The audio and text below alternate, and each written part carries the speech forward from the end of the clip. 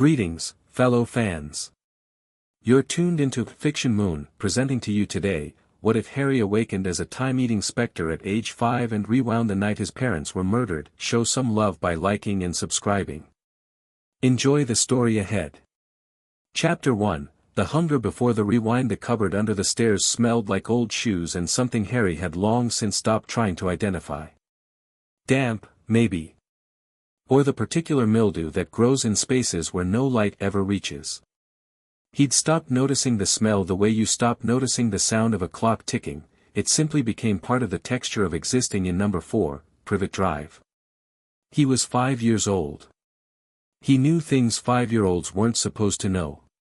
He knew, for instance, that the bruise developing along his left ribs would take 9 days to fully yellow and fade, because the one before it had taken 8 and Vernon had hit him harder this time.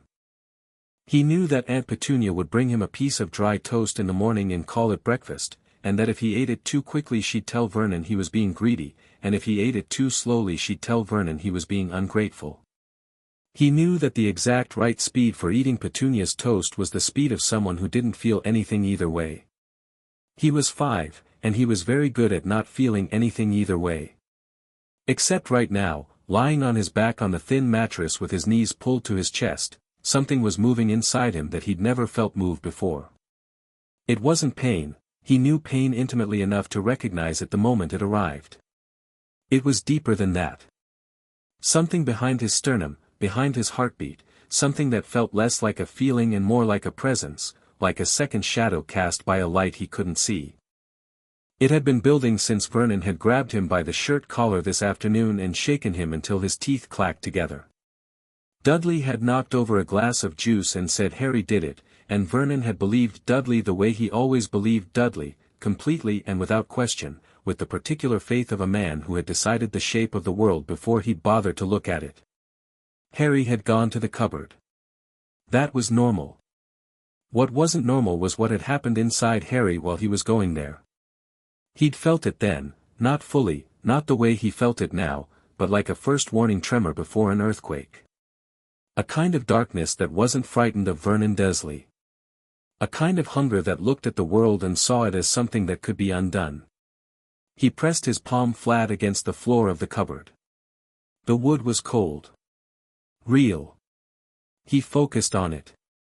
The presence behind his sternum pulsed. Harry had always had strange things happen around him.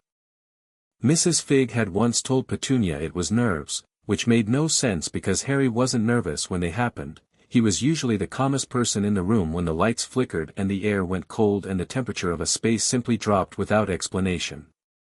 He'd turned his teacher's coffee cold from 10 feet away once. He'd made the clock on the classroom wall run backwards for 7 minutes before snapping back to the right time with a sound like a cracked knuckle. He'd been sent home early that day. Petunia had been furious.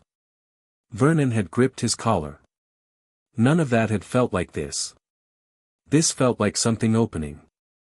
Something that had been closed for years, since the very beginning, if Harry had to put words to it, and was now very slowly, with enormous weight and patience, beginning to come apart at the seams. He pressed his ear against the floor of the cupboard the way he sometimes did, listening to the Dursley house settle around him. Vernon was snoring.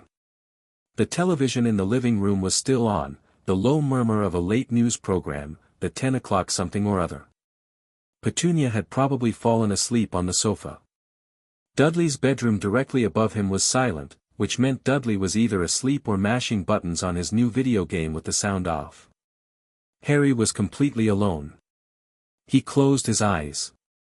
The presence surged. It came up through him like a tide that had been waiting at low ebb for a very long time, and the first thing it brought with it wasn't darkness or cold or the flickering wrongness of time running backward, the first thing it brought was memory. Not a memory Harry had made. A memory that lived inside him from a moment he couldn't possibly remember, because he'd been 15 months old. Green light. A woman screaming, not in fear but in refusal, raw and absolute, the kind of scream that is also a declaration. A man's laugh, high and cold, with nothing human left in it. And then, darkness. But not the ordinary darkness of a cupboard under stairs. The darkness of something stopping. The darkness that isn't the absence of light but the absence of time. A stillness so complete it swallowed sound and motion and the possibility of either. Harry's eyes opened. He was sitting up. He didn't remember deciding to sit up. His hands were flat on the floor on either side of him and the wood underneath his palms was warm, which it hadn't been before, and the temperature in the cupboard had dropped by at least 10 degrees in the span of 3 heartbeats. His breath came out visible, a small cloud of white vapor in the dark. The presence wasn't behind his sternum anymore. It was everywhere. It was in his hands and his jaw and behind his eyes and deep in the base of his spine, and it was hungry in a way that had nothing to do with Petunia's dry toast. It was hungry for something Harry didn't have a word for yet. He would, later. Later he would call it unspent time. Moments that existed and could be consumed, taken back, bitten out of the fabric of what had happened and returned to the raw state of what might happen. Every moment that passed was a thing that could be eaten, if you were the right kind of creature. Harry was beginning to understand that he was the right kind of creature. He thought about his parents. He always thought about his parents, eventually, it was a gravity he couldn't escape. He didn't know much about them. Petunia said his mother was a freak and his father was a layabout, and she said it with a particular kind of venom that Harry had noticed, even very young, was not the venom of someone who believed what they were saying but of someone who was afraid of what they were saying.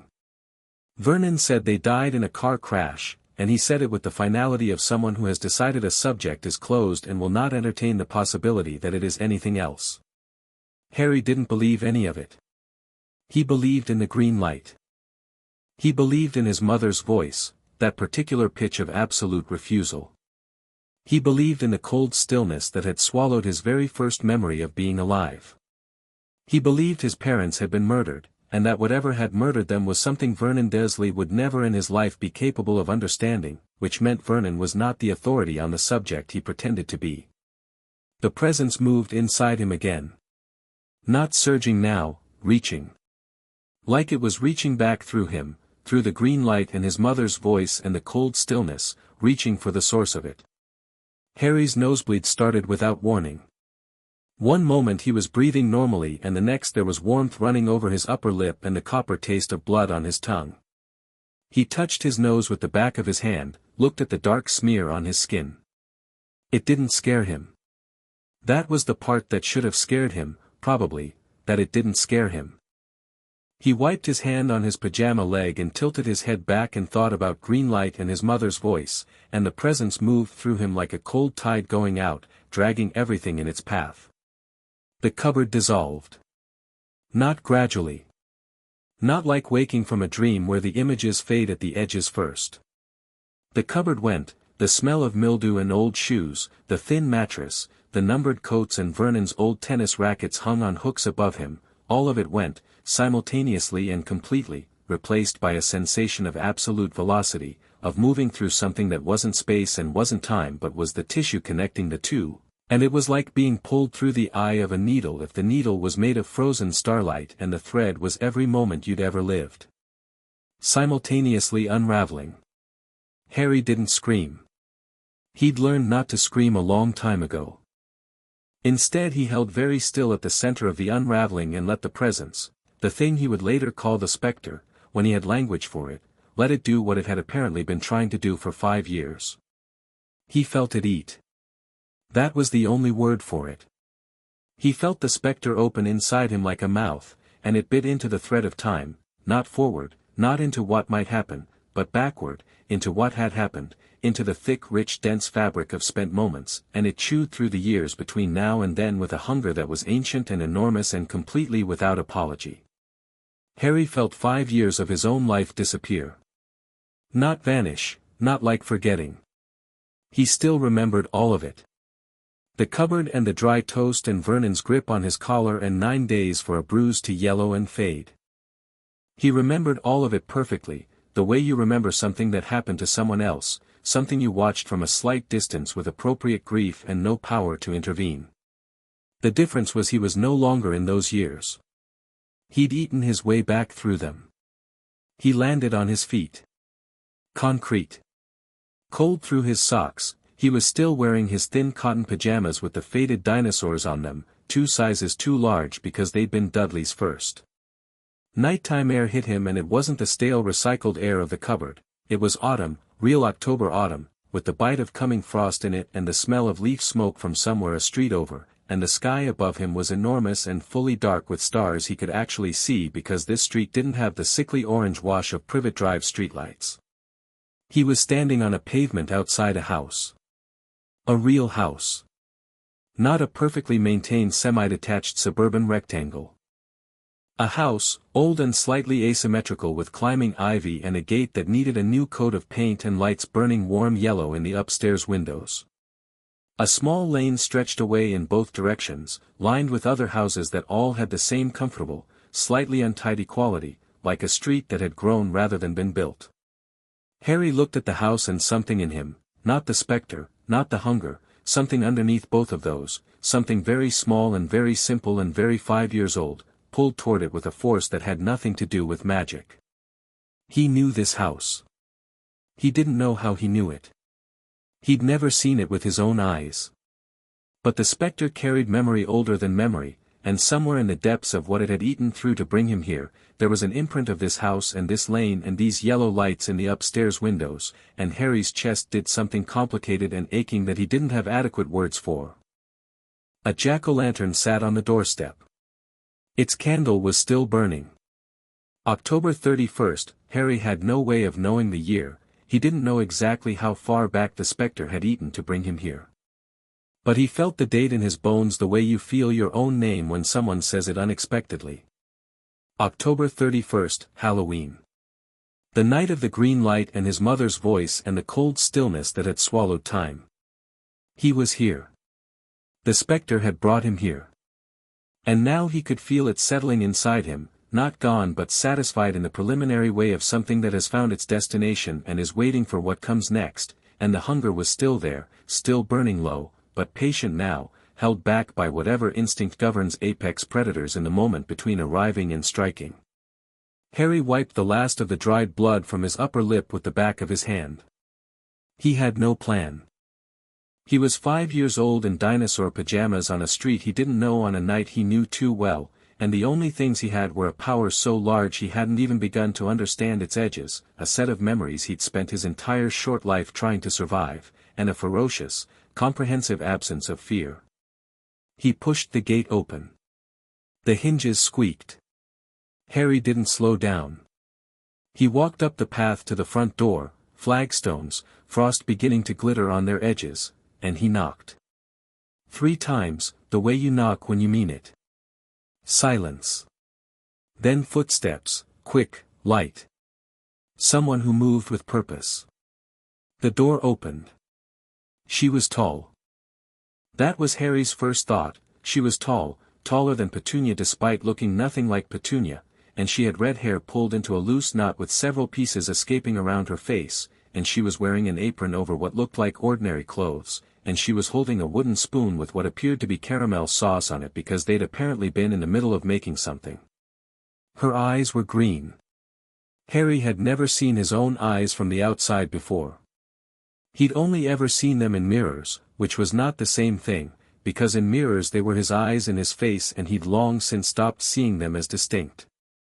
But looking up at this woman's face, at his own eyes in her face, he felt something shift in his chest that was nothing like magic. She looked down at him, and her expression went through several rapid changes, surprise, confusion, and then something sharper, more instinctive, the expression of someone who has recognized a wrongness before their conscious mind has caught up. "Hello," she said. Her voice was careful. "Are you lost, sweetheart?" Harry looked at her for a moment. He'd thought about what he would say, in the approximately 60 seconds between pushing the gate open and arriving here. He'd considered several approaches. He'd discarded all of them. "No," he said.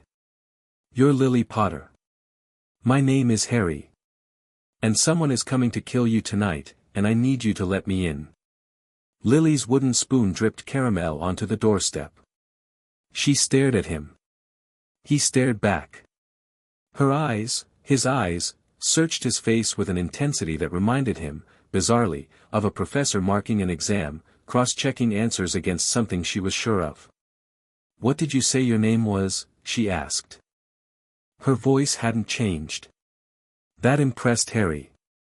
"Harry." Another silence. Longer this time. Then, behind her, boots on stairs, two at a time, the sound of someone descending with more speed than caution, and a man appeared over her shoulder. He was taller than Lily, with glasses that sat slightly askew and hair that was frankly worse than Harry's, and he had the wide-awake look of someone who'd heard something that didn't fit the expected shape of their evening and had come to investigate. He looked at Harry. Harry looked at him. "Lily," James Potter said, his voice carrying a particular calm that Harry would come to recognize as his father's version of "I think something significant is happening. Who's this?" "He says his name is Harry," Lily said. James looked at Harry again. The calm shifted. Something complicated moved across his face, not quite recognition, not quite fear, not quite wonder, but with elements of all three. "Right," James said. "Okay." He reached past Lily and pushed the door wider. "Come in, then. Come in, come inside." Lily turned to look at her husband. "James, Lily." He was still looking at Harry. His voice was very quiet. His eyes. Lily went still. She looked at Harry again, really looked, with the particular attention of someone who has just been told to see something they weren't seeing before, and this time Harry watched understanding arrive on her face. Not complete understanding. Not the full shape of what he was and what had happened and what was coming. But the first unmistakable recognition of something that connected this child on my doorstep to something fundamental and close to home. "Okay," she said. Her voice had gone quiet too. "Okay. Come inside." Harry stepped over the threshold. The house wrapped around him like something he'd lost.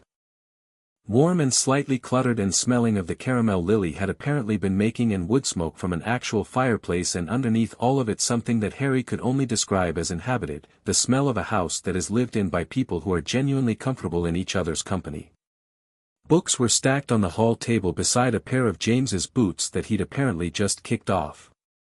A coat hung from a hook on the wall, small, clearly belonging to a child, with a small embroidered duck on the pocket. Harry looked at the coat. Then he looked away. James closed the door behind him. Lily had turned to face the room, she'd set down her wooden spoon somewhere between the door and the hall, and she stood with her arms crossed, not in hostility but in the manner of someone gathering themselves. "All right," she said. "Harry. Can you tell me, there's a man called Voldemort," Harry said. He said it the way he decided to say it on the walk up the path, flat and direct and without preamble, because there was no version of this that wasn't alarming, and the only variable was how much time they wasted before getting to the part where they believed him. "He's coming here tonight. He's going to come through the door and he's going to point his wand and say something in Latin that starts with Avada, and a green light will come out of it and it will kill you." Lily's arms tightened across her chest. James had gone very still by the door. "How do you know about that curse?" Lily said. Her voice had changed again, it had the careful, measured quality of someone who is choosing between two very different responses and hasn't decided yet. "Because I watched it happen," Harry said. "I watched it happen to you. To both of you." He looked at James, then back at Lily. "And then I came back to stop it." The fireplace crackled. From somewhere upstairs, a nursery, Harry knew, because he knew this house in the way you know a wound, came the quiet, oblivious sounds of an infant being an infant. Small sounds. Happy ones. James moved away from the door. He came and crouched down in front of Harry, bringing himself to eye level. It was a gesture that Harry registered as deliberate, as something James was choosing rather than defaulting to, and it hit him somewhere tender in a way he didn't show on his face. "You said you watched it happen," James said. "And then you came back." He paused. "How far back?" 5 years, Harry said. "For me. I was living 5 years ahead of tonight and I came back." "Living where?" Harry thought about the cupboard. Somewhere else. James studied him. His eyes were hazel, which Harry had known from the Specter's inherited memory, but knowing a thing and seeing it were different, and the look in them was, Harry searched for the right word and found it, serious. Not frightened. Serious. Like a man assessing a problem he intends to solve. What are you? James asked. Not unkindly. Not unkindly at all. I don't know exactly, Harry said. Something inside me eats time. That's how I came back. It ate through 5 years to get here. James looked at Lily over Harry's head. Lily looked back at him. Something passed between them, not doubt, or not only doubt, but the particular marital communication of two people trying to arrive at a shared position on something unprecedented. Lily unfolded her arms. She came and sat on the bottom stair, which put her at approximately Harry's height, and she leaned her elbows on her knees and looked at him with his green eyes. Can I see your hand? She asked. Harry held out his right hand. Lily took it in both of hers. Her hands were warm and slightly sticky with caramel residue, and Harry did not think about this. He absolutely did not think about anything about this at all. Lily turned his hand over, palm up. She looked at it. Then she murmured something under her breath, Latin, Harry's borrowed memory supplied, the incantation for a reading charm, one of the diagnostic spells taught in second-year charms, and passed her thumb slowly across his palm. The air above his hand went briefly dark.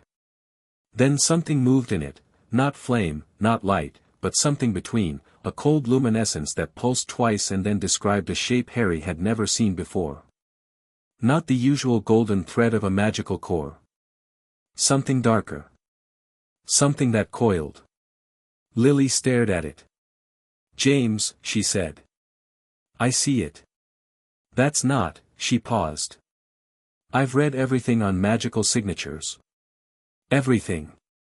I've never seen anything that looks like something eating, James said. Silence. Harry waited. Lily looked up at him. The caution in her face was still there, but it had been joined by something else now, something that Harry could feel rather than see, something directed at him specifically and not at the situation, something that was pulling against the caution like a tide against an anchor. Harry, she said carefully. In this future you came from. Did someone take care of you? She was asking the right question with the wrong information, and Harry watched her try to read his face, and he said nothing. He had learned very young that the space between an adult noticing something was wrong and an adult doing anything about it was a space that children fell into and vanished from, and he had no interest in falling into any spaces tonight.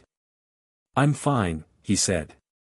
Lily's jaw tightened fractionally. She knew that answer. She knew it the way anyone knows the shape of a door that's been closed in their face. But she didn't push it. She was smart enough to understand that pushing it now would lose her more than it gained.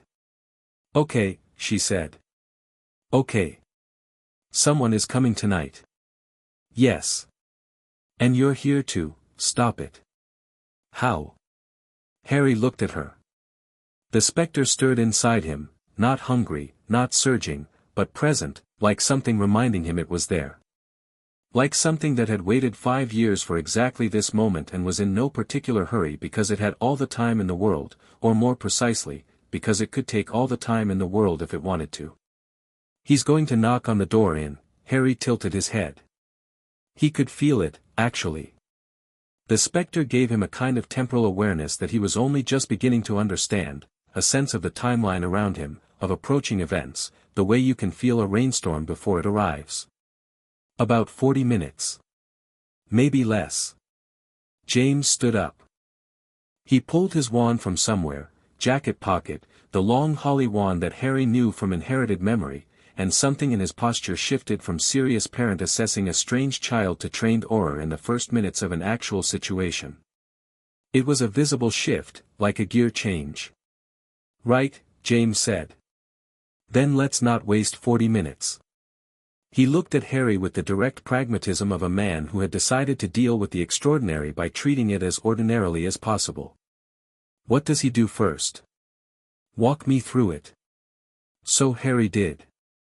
He stood in the hallway of a house he'd only ever known as a wound, in dinosaur pajamas with dried blood on his upper lip, and he walked his father, who was alive and looking at him and asking the right questions, through the sequence of events that had defined the first 5 years of his existence.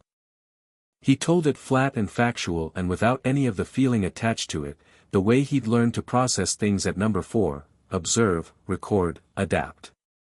He described the door coming open and the curse and the green light and the cold darkness. James listened with his wand in his hand. Lily sat on the stair with her arms back around her knees and listened with her eyes moving between Harry's face and the middle distance, running probabilities. When Harry finished, the house was very quiet except for the fireplace and the infant sounds from upstairs. "Okay," James said. "There's one more thing," Harry said. He looked at both of them. He'd been deciding, through the 40 minutes of their conversation, not whether to tell them this, because he'd decided that before he knocked, but how to say it. In the version that already happened, Harry said, "The curse hit me. The baby upstairs. And something, whatever's inside me, it sent the curse back at him. That's how he disappeared. Not dead. But broken into pieces. He spent years trying to come back." He paused. He made pieces of himself. Put them inside things, so even when his body was gone there was still something left. Pieces of his soul. Lily had gone very still. "How many pieces?" she asked. 7 total, Harry said. He'd already made 6 by tonight. He was trying to make the 7th when he stopped. "I don't know where all of them are. But I know that even if we stop him tonight, if any of those pieces survive, he survives eventually." Lily stood up. She was thinking, Harry could see it, the way her focus had gone inward and sharpened simultaneously, the look of someone running a very complex problem through very capable mental machinery. "A soul fragmentation ritual," she said. It wasn't a question. "Yes." 7, she said again. "Yes." She looked at James. "It's called a Horcrux. It's the worst magic I've ever read about. It requires," she stopped. Swallowed. "It requires a murder. Every single time." James's face had done something complicated and very controlled. He reached out and took Lily's hand without looking away from Harry. "Can he be killed?" James said. "Can he actually be killed, if the pieces are gone?" "Yes," Harry said. "If all the pieces are gone, yes." He paused. "But that's not tonight's problem. Tonight's problem is the next 30 minutes. From upstairs, the infant made a small sound, something bright and uncomplicated, a baby noise that meant nothing except that a baby existed upstairs in a warm room, alive and entirely unaware of what was coming down the road. Harry kept his face where it was. He was very good at keeping his face where it was. James squeezed Lily's hand and let go. He looked at Harry with that direct, serious look, the look of someone who had made a decision and was done deliberating. "Can that thing inside you protect you? If it comes to it?" "Yes," Harry said. "Good," James said. "Then we've got 30 minutes and I need to move some furniture." Harry blinked. "Move furniture?" "I'm not letting him walk up to the front door and knock like it's a social call," James said, already moving toward the living room. "If he's coming here, we set the terms. Lily, can you do the ward modifications on the east wall, the ones we talked about last?" "Already thinking about it," Lily said, and she was moving too, toward the kitchen, her mind clearly running several steps ahead of her body in the way that Harry would come to recognize as specifically, characteristically her. Harry stood in the hallway. The house moved around him, warm and purposeful and alive, and the specter settled in his chest like something finally, fed, and the jack-o'-lantern on the doorstep outside burned steadily in the cold October air, and somewhere down the road, though Harry couldn't see it yet, a figure in black was beginning to walk toward them. Harry turned toward the living room. Toward his father's voice. He followed it. Chapter 2, The Night We Don't Survive. James Potter moved furniture the way he did most things, with total commitment and zero ceremony. The sofa went against the far wall. The coffee table got turned on its side and shoved under the window. The armchair, a big, overstuffed thing that had clearly survived several years of James and Lily disagreeing about whether it was comfortable, got dragged to block the main sight line from the front door to the stairs. Harry watched all of this from the doorway and understood, without needing it explained, that his father was not rearranging the living room. He was creating a battlefield. The door opens inward, James said, not to Harry specifically, more to the room in general, the way someone thinks aloud when the problem they're solving is too fast-moving to keep entirely inside their head. If he blasts it, the debris goes this way. We want to be, he stopped. Pushed the armchair another 2 feet. There. Lily. Working. From the kitchen, and then a sound Harry had no reference for but recognized immediately as magic. Not the accidental, formless variety he'd been producing in small alarmed bursts his whole short life, but deliberate magic, shaped magic, the kind that had direction and architecture. A low hum, like a tuning fork struck against something resonant. The east wall of the kitchen briefly glowed a deep amber through the doorway and then the glow vanished. What's she doing? Harry asked. Ward reinforcement. James straightened up and surveyed the room. We had a set of layered wards on the house, Fidelius primarily, but that's compromised. Peter Pettigrew. He said the name like he was picking up a piece of glass. So Lily's been building backup wards, quieter ones, the kind that don't announce themselves. She's been working on them for weeks. He looked at Harry. You know about Peter. It wasn't a question. Yes, Harry said. Right. James's jaw worked for a moment. Then he set it aside, visibly, with the particular discipline of someone who has noted a wound and decided the timing is wrong to address it. He'd circle back to Peter. Harry could see it in him. But not now. Okay. The wards Lily's reinforcing will slow him down. Not stop, a killing curse goes through most wards like they're not there, that's the nature of it. But they'll buy seconds. And seconds matter. Harry had moved into the room without deciding to. He was standing beside the overturned coffee table looking at the front door from the new angle James had created, and he could see what his father had done, clear sightlines from 3 points in the room, overlapping fields of coverage, the stairs protected by the bulk of the armchair.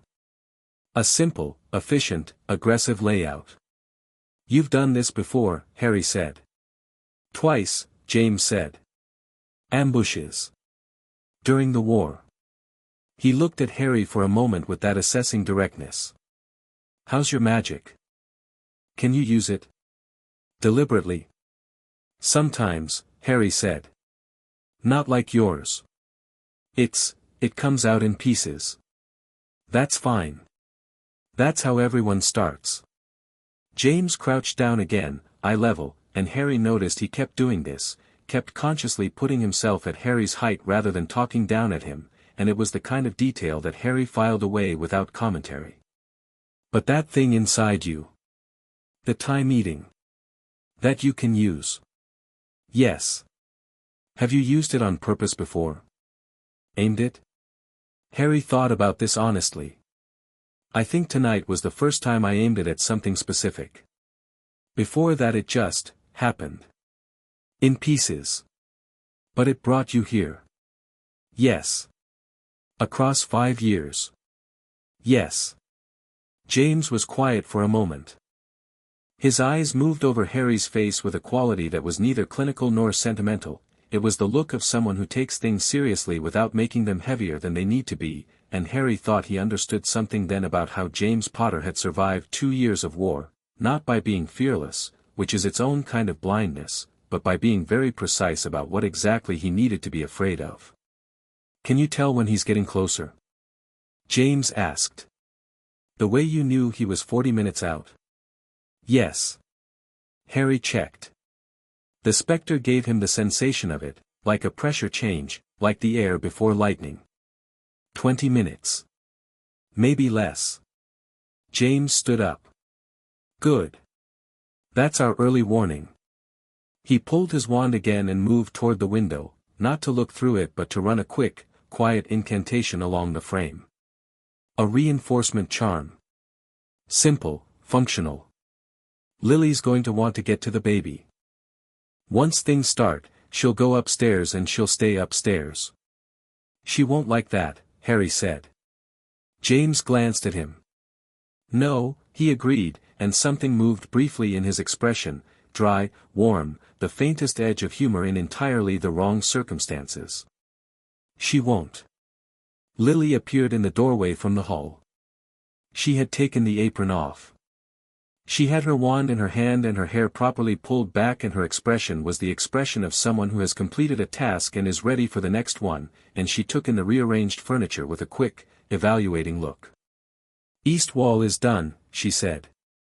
I've layered a stunner trap at knee height on the main path from the gate. If he moves fast without checking, it'll catch him before he reaches the door. She paused. It won't hold him. But it'll take him a moment to shake it off.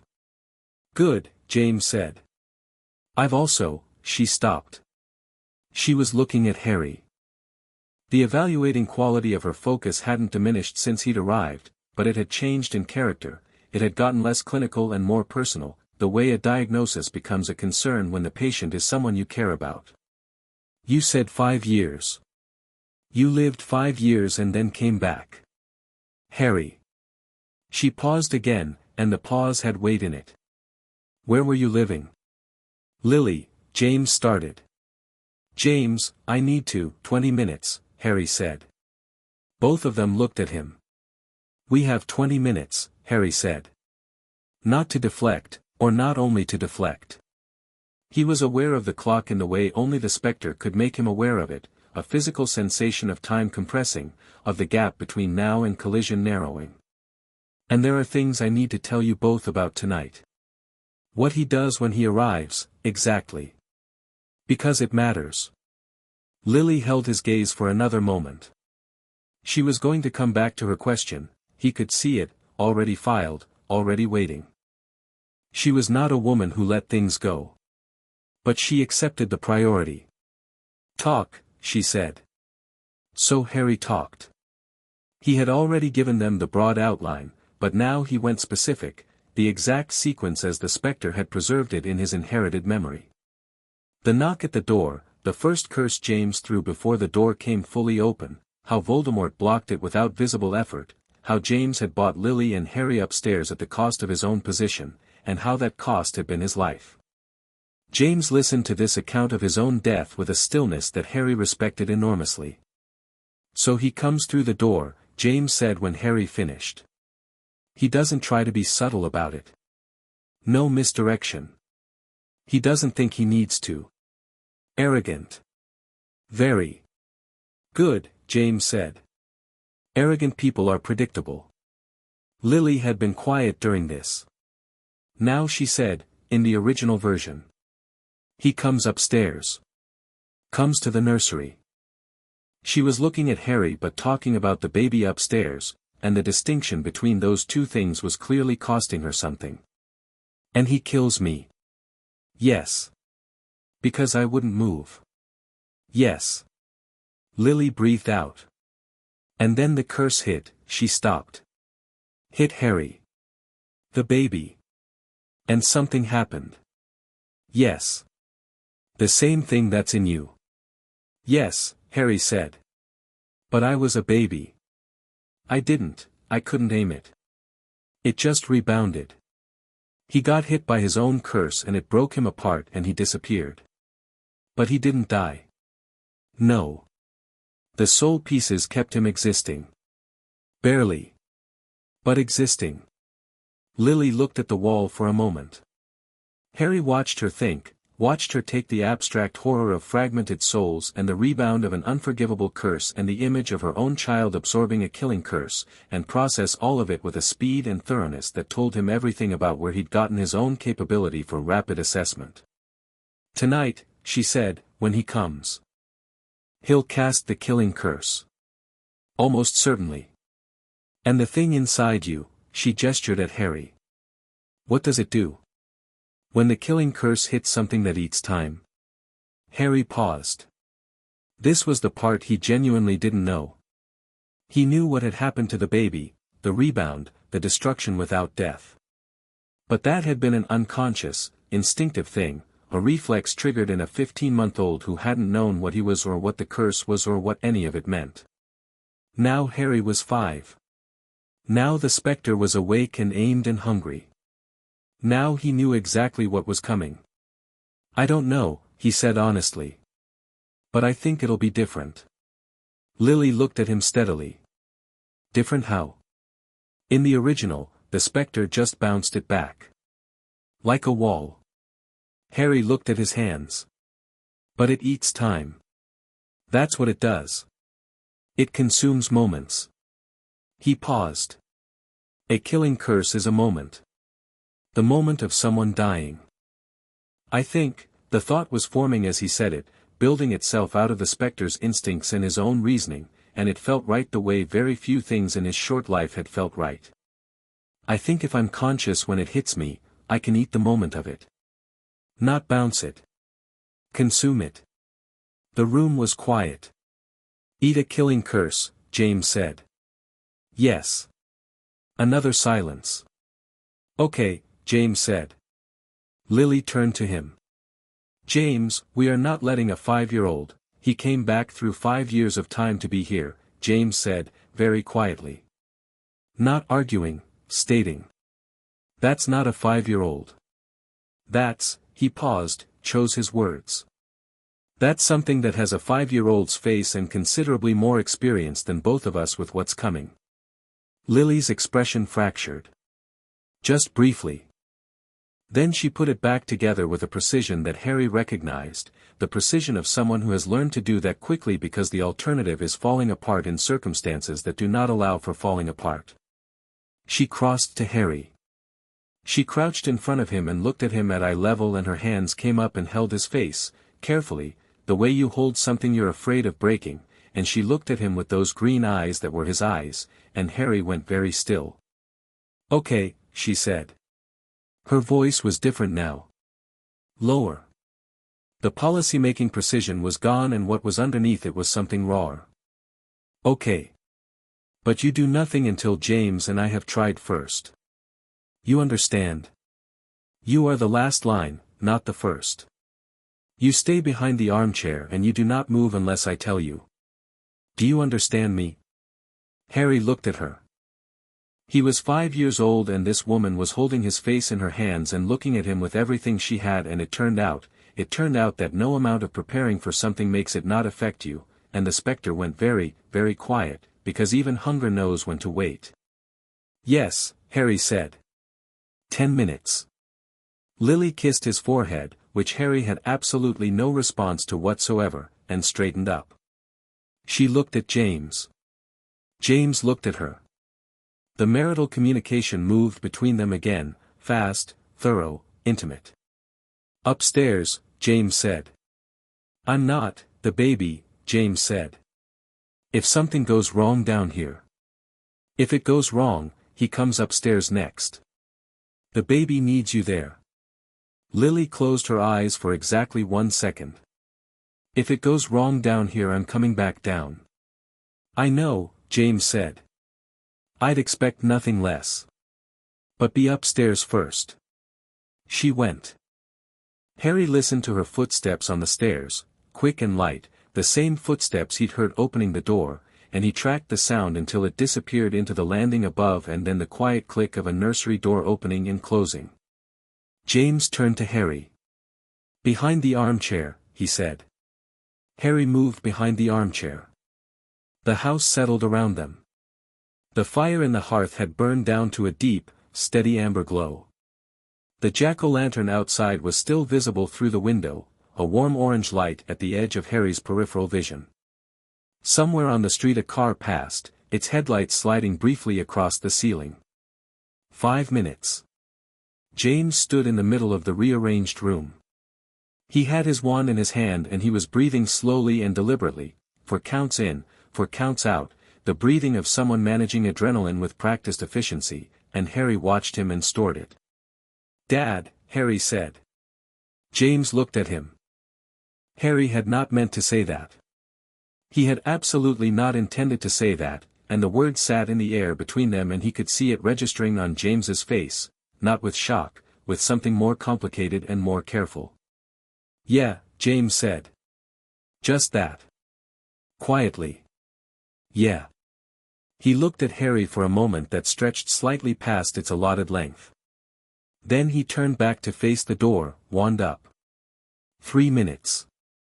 2. The specter came alive in Harry's chest. Not surging, not yet. Present. Alert. The way an animal gets when it can smell something coming. The knock at the door was not loud. That was the thing Harry had not expected, or not expected at this age, because the baby's memory had not preserved sound accurately. It was not a dramatic, pounding knock. It was 3 quiet, courteous taps. The knock of someone who has all the time in the world and knows it. James did not move to open it. Silence. Then a voice came through the door. High and cold, with a smoothness that had been polished so carefully over so long that almost all of the human had worn off it, like a stone in a river. Almost all. The residue of Tom Riddle was still in there, in the precise diction, in the cadence of someone who had once been very smart and very angry and was now something much worse. "James Potter," the voice said. "I know you're in there. I can feel the wards. Lily's work, she was always gifted. Open the door." James said nothing. "I'll give you a choice," the voice continued. "That's more than most receive. Stand aside. You're not my interest tonight. Stand aside and walk away and I have no quarrel with you." Silence. "I'll ask once more," the voice said, and the courtesy in it had thinned considerably. James raised his wand. The door came off its hinges. Not blasted, removed, with a precise, contemptuous flick, the door simply ceasing to be attached to the frame and falling outward onto the path. Cold October air flooded in. The jack-o'-lantern's candle guttered. He stood in the doorway.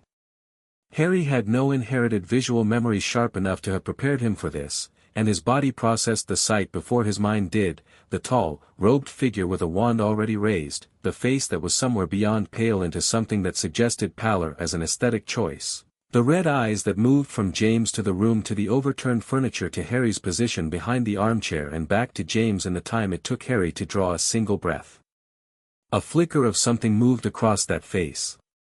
Not surprise. Something more specific. He had noticed the furniture. "You planned this," Voldemort said. Something almost like appreciation in his voice. "Bold." James threw the first curse. He moved as he threw it, sideways, fast, not standing still and dueling like a sport, and the red-white flash of a powerful stunner crossed the space between them with a speed that Harry thought would have caught most people. It didn't catch Voldemort. The block came from a shield so casually dense it didn't even produce a visible reaction, the curse simply stopped, absorbed.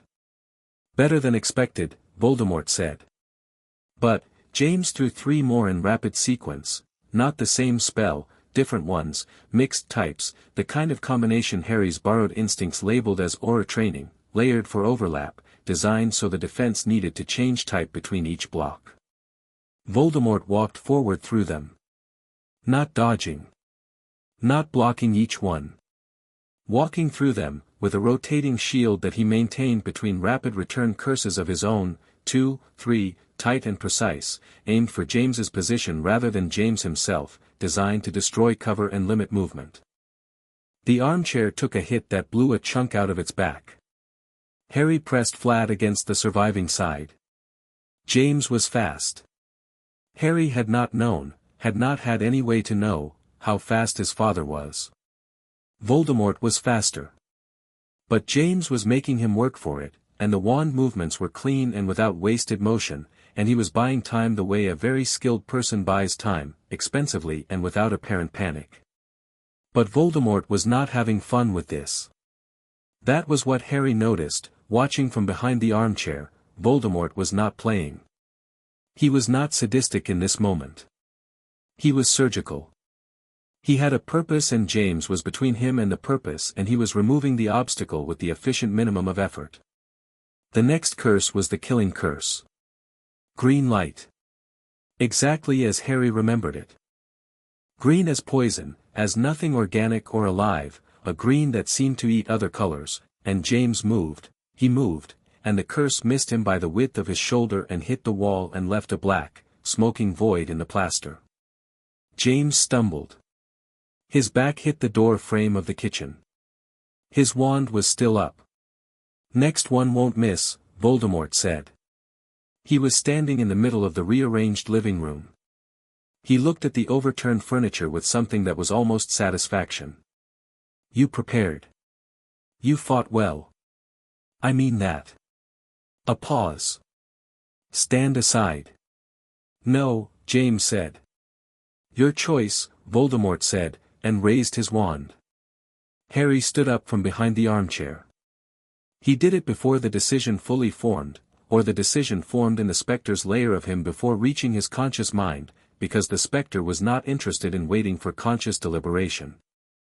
It moved through Harry's legs and brought him upright, and he stepped out from behind the armchair, and Voldemort's wand paused in its arc. The red eyes found him. And the world stopped. Not literally, not immediately, but the room did something. The temperature dropped in the span of 2 seconds from cool October night air to something that had no business occurring naturally. Harry's breath came out white. The fire in the hearth went out, not guttered, simply ceased, as if it had never been. The shadows in the room deepened and took on weight, and the quality of the darkness changed from the mere absence of light to the presence of something that had come to occupy the space light had vacated. Voldemort looked at Harry. Harry looked at Voldemort. The Specter was awake. Fully, completely, comprehensively awake in a way it had never been before, not even in the cupboard, not even during the rewind. This was what it had been building toward. This was the event horizon around which the whole structure of its hunger had been oriented since before Harry could remember. This was the specific moment, the original wound, the point at which time had first been broken, and the Specter recognized it the way a key recognizes a lock it was cast for. "Interesting," Voldemort said. His voice had changed. Not the cold courtesy, not the surgical efficiency. Something older. Something that had crawled up from deeper in him, from Tom Riddle's hunger for the extraordinary, for the unprecedented. His wand had lowered fractionally. His red eyes moved over Harry with an attention that was nothing like the attention he'd given James. "What are you?" he said. Harry said nothing. "You weren't here before," Voldemort said. He was thinking, visibly, running it. The wards didn't show a third person. And yet, he tilted his head. The cold. The way the shadows move. A pause. "What is inside you, boy?" "Something that's been waiting for you," Harry said. Voldemort made a small sound. Not a laugh, something drier, more genuine. "Has it?" He raised his wand. Harry felt the killing curse before Voldemort completed the incantation, felt it the way you feel a pressure change, the sudden vacuum of intent before an explosion, and the Specter didn't wait. It rose up through him like a black tide reclaiming a shoreline, and when the green light came, Harry ate it. He opened his mouth and he ate it, not metaphorically but actually, the way the Specter ate time. He took the moment of his own death between his teeth and he consumed it, felt it slide down through him, felt the Specter receive it and process it with a satisfaction that was enormous and animal and nothing like anything Harry had felt before. The green light hit him and passed into him and kept going, not through, not around, in, absorbed, taken, and Harry stood in the place where the killing curse had arrived and he was alive and unchanged and the Specter hummed inside him like a bell that has just been struck with something extraordinary. The silence in the room was absolute. James, behind Voldemort, had frozen against the kitchen doorway. His wand arm had dropped. Voldemort stood completely still. His wand was still raised. His red eyes were on Harry. The composure, the centuries-old, obsessively maintained, surgically perfect composure, had developed a crack. Harry could see it. Not fear. Voldemort did not do fear the way ordinary people did. But disruption. The specific disruption of a mind encountering something that does not fit inside any existing category. That, Voldemort said, very quietly, is not possible. Apparently it is, Harry said. Voldemort lowered his wand. He did not put it away, he lowered it, held loosely at his side, and he looked at Harry with the cracked composure and the red eyes and something that Harry would spend a long time after this night trying to name. It was closest to recognition. Not personal recognition, not I know you, but something more fundamental. The recognition of one apex predator encountering another in the dark. What are you? He said again. But the question had changed in quality. The first time it had been rhetorical, dismissive, the question you ask before you act. Now it was genuine. Now it was the question of a man who has decided he actually needs the answer. Harry felt the Specter pulse.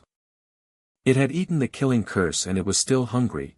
Of course it was still hungry. It was a hunger that 5 years of accumulated grief and pain had been compressing into a pressure that a single killing curse could not even begin to address, and now it was reaching, and Harry felt it reach, and he understood what it was reaching for. Not Voldemort's body. Not his life. His time. The pieces of his soul. The fragments scattered and hidden, in objects, in locations, in the dark places where he'd committed his 7 murders, each one of them a cluster of concentrated spent time, of moments stolen through violence, and the Specter could feel them.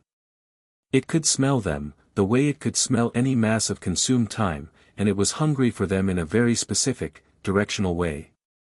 Harry pointed at Voldemort. He didn't use his wand. He didn't have a wand.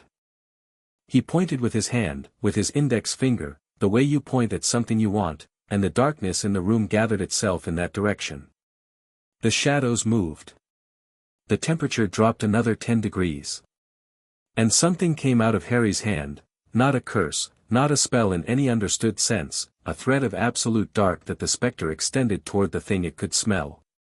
Toward the piece of Voldemort's soul that lived inside Voldemort's body. The 7th piece. The piece that connected all the others.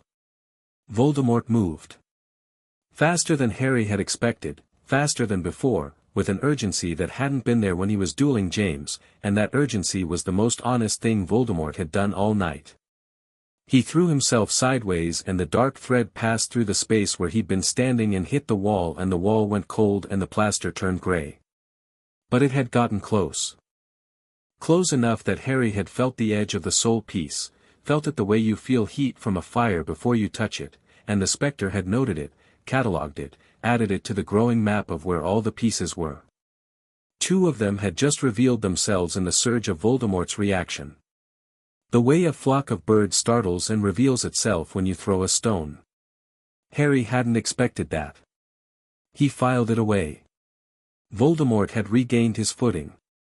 He was across the room now, near the collapsed door, cold air rushing past him, and he was looking at Harry with both hands visible, which struck Harry as significant, because it was the first defensive posture Voldemort had taken all evening and it was in response to a 5-year-old pointing at him. "What did you just do?" Voldemort said. "I looked for your soul pieces," Harry said. "I found 2 of them." Voldemort's composure cracked further. "Impossible. They are hidden." "The concealment is a kind of spent time," Harry said. "Everything is spent time, if you know how to look." Voldemort looked at him for a long time. The cold air moved between them. The jack-o'-lantern outside had blown out, the October wind, or something else, and the street was dark now, and the only light in the room was the faint ambient glow from the window, and in that dimness Voldemort's red eyes were very visible and very focused. "I'll find a way to contain you," Voldemort said. Not a threat. A statement of intent, made with the precision of a man who means exactly what he says and nothing extra. "I don't know what you are. But I will find out. And when I do, You can try, Harry said. The specter reached again. Not a thread this time, a wave. Harry let it out the way you breathe out, completely and without holding anything back, a cold tide of temporal hunger radiating outward from him in all directions, and it swept through the room and hit Voldemort like a wall of pressure, and Voldemort fled. Harry had not expected that either. Not a strategic retreat, not the controlled withdrawal of someone preserving assets. A flinch. A stumble backwards through the doorway, robes sweeping, wand coming up in pure defensive reflex, and then he caught himself, and the composure slammed back into place like a door shut against a storm, and for one more second the red eyes were on Harry with an expression that Harry filed away carefully and completely. Then he was gone. The night outside was empty. Harry stood in the wrecked living room with the cold air coming through the open door frame and the fire out and the furniture overturned and the black void in the wall where the killing curse had hit, and then he sat down. Not dramatically. His legs simply registered that the immediate situation had changed in nature and that sitting was acceptable. He sat on the floor behind the armchair and the specter settled inside him, satisfied and humming, and Harry pressed his back against the surviving side of the armchair's blown-out shell and breathed. James crossed the room in 3 strides and dropped to one knee in front of him. His face was doing several things simultaneously and controlling all of them. Are you hurt? No.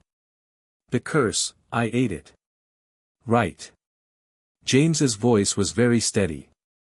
Right. Okay. I heard you say that was what might happen, but actually watching it, he stopped. He put his hand on top of Harry's head, briefly, the way you'd check that something was still in one piece. Okay. Are you sure you're not hurt? I'm sure. Good. James sat back on his heels. He looked at the doorway where Voldemort had been and his face finally settled into something singular, not triumph, not relief, but something with edges of both. He ran. He was afraid of the specter, Harry said. Not of me. Of what he couldn't understand. Does that work for us? Tonight it does. Footsteps on the stairs, fast, not bothering with quiet, and Lily appeared in the doorway from the hall with her wand drawn and the nursery fast look on her face, the look of someone who has been listening to the sounds of a battle from one room away and has reached the absolute limit of staying put. She took in the room. The wrecked furniture, the black void in the wall, the blown-out door, Harry on the floor and James kneeling in front of him. He's gone, she said. Gone, James said. Lily lowered her wand. She looked at the black void in the wall, the killing curse mark. She looked at Harry. That was supposed to hit you, she said. It did hit me, Harry said.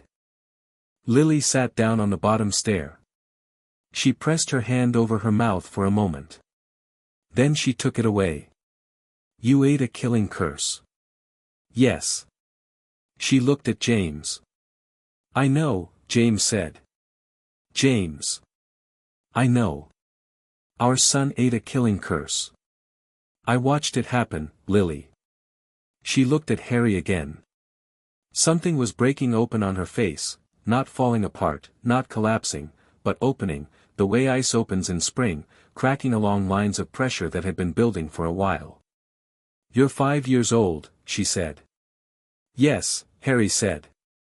And you have something inside you that eats time and killing curses and apparently pieces of someone's soul. Yes.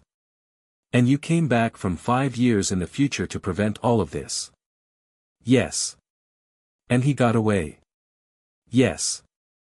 But he won't, Harry paused. He won't come back tonight. Maybe not for a while. He's been broken before and it was worse than this time he still has a body. But he's scared now. He's never been scared before and he doesn't know what to do with it yet. Lily pressed her hand over her mouth again. Harry watched her with the careful attention of someone who doesn't know what comes next and is trying to read the situation correctly. The specter was quiet in his chest.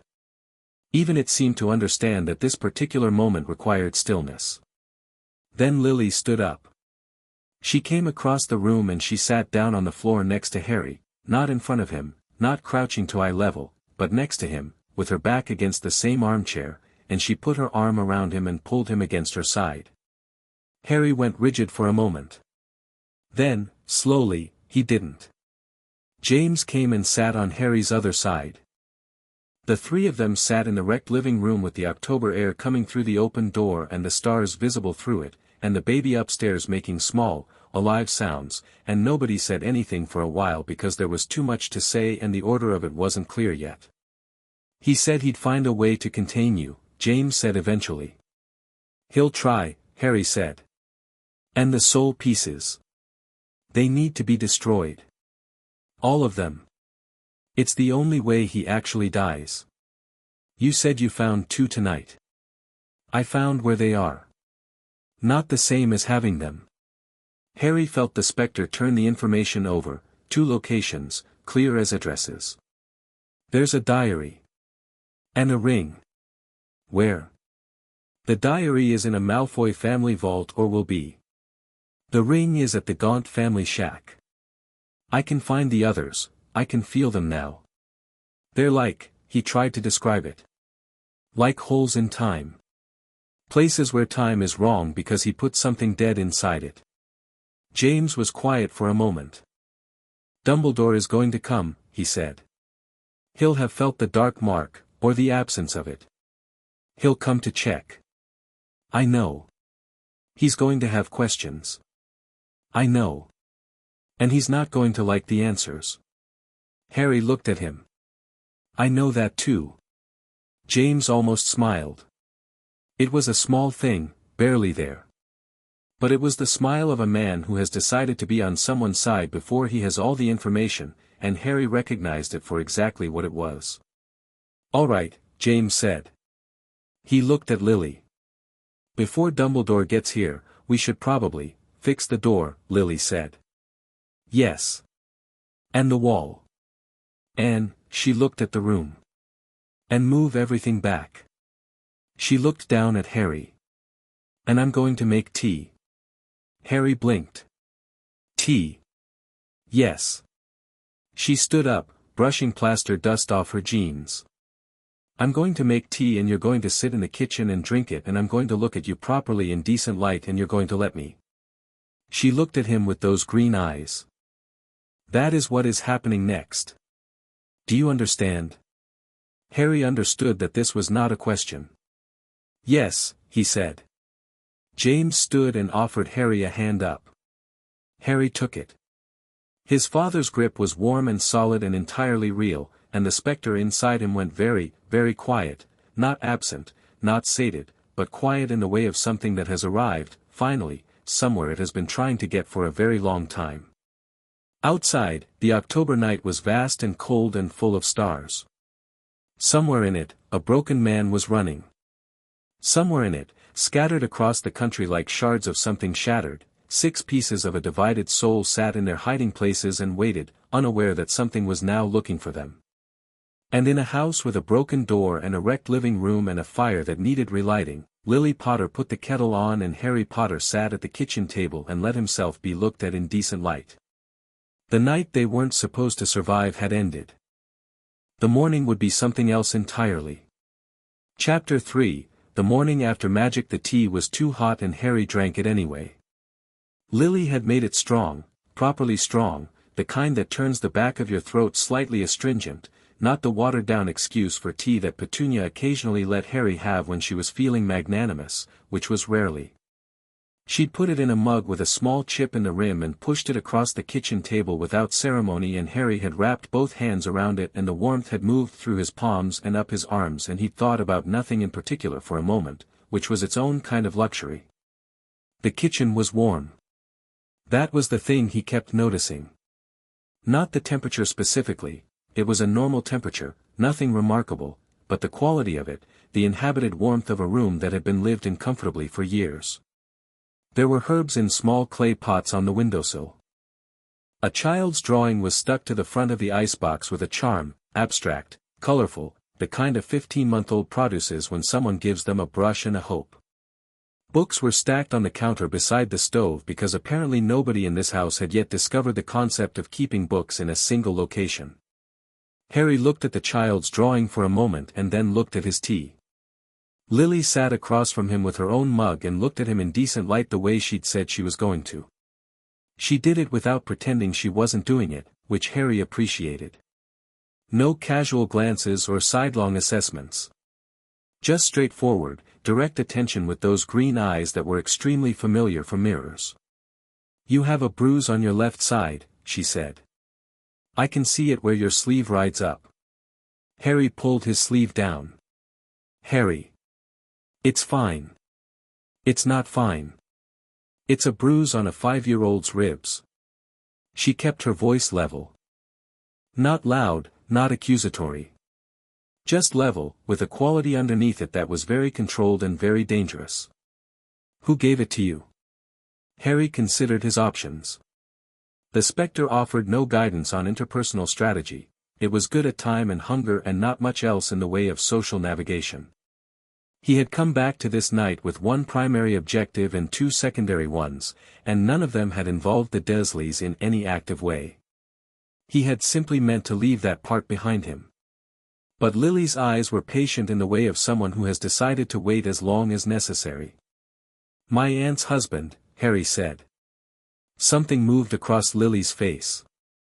It started in the eyes and worked outward. "Petunia," she said. "Her husband. Vernon. Vernon Dursley." Lily set her mug down. Her hands were very still on the table. "My sister's husband hit you." Yes. You were living with them. In the future you came from. For 5 years. Yes. And in 5 years, she stopped. She was doing the controlled thing again, the ice-cracking thing held back by deliberate will. Okay.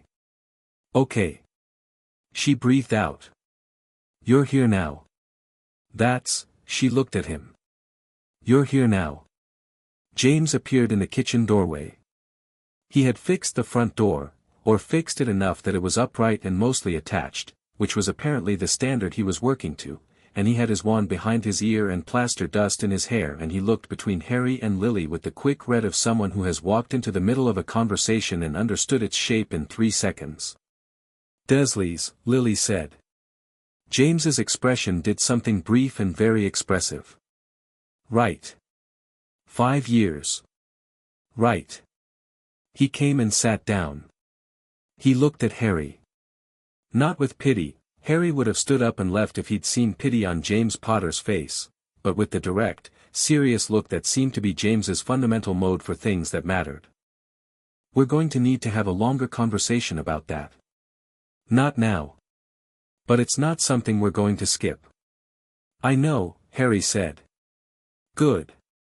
James reached across and took a piece of toast from the rack that Lily had apparently produced at some point. The kitchen had a quality of ongoing, ambient productivity, things appearing without fanfare, and looked at it. "Dumbledore will be here before dawn. Probably before 2 in the morning. He has ways of knowing when significant magical events occur on this scale." "What are you going to tell him?" Harry said. "The truth," James said. He said it simply, like it wasn't a complicated position. "We tell him what happened." "He'll want to manage it," Harry said. "He'll want to manage me.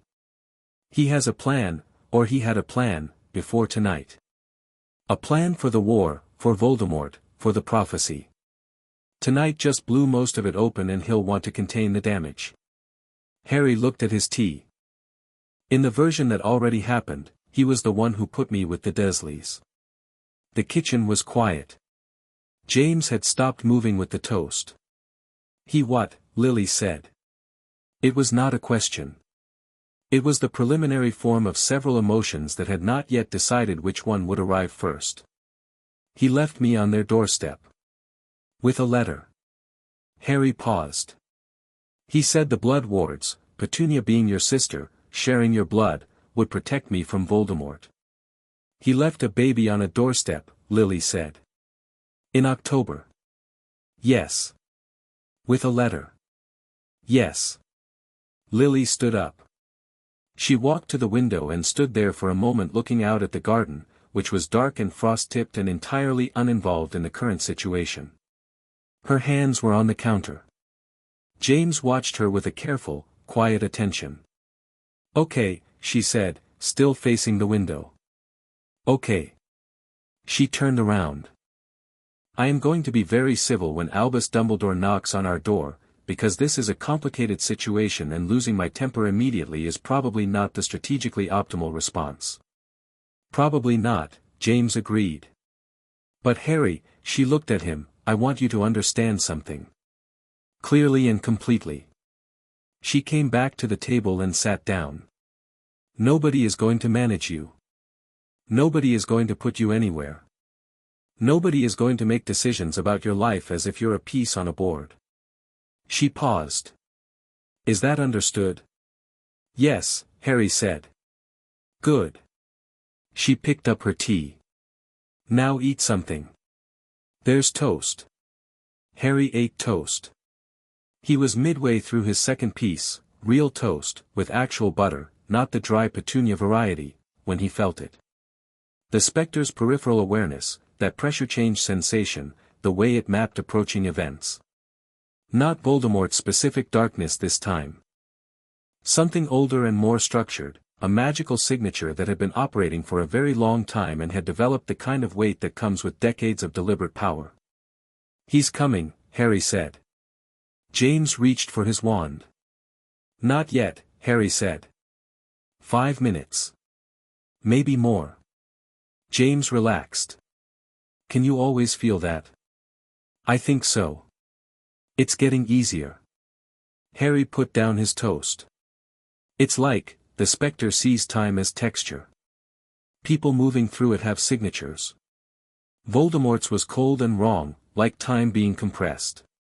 Yours is," he paused. He hadn't meant to say that part. "Go on," James said. "Straightforward," Harry said. Which was the honest word for it.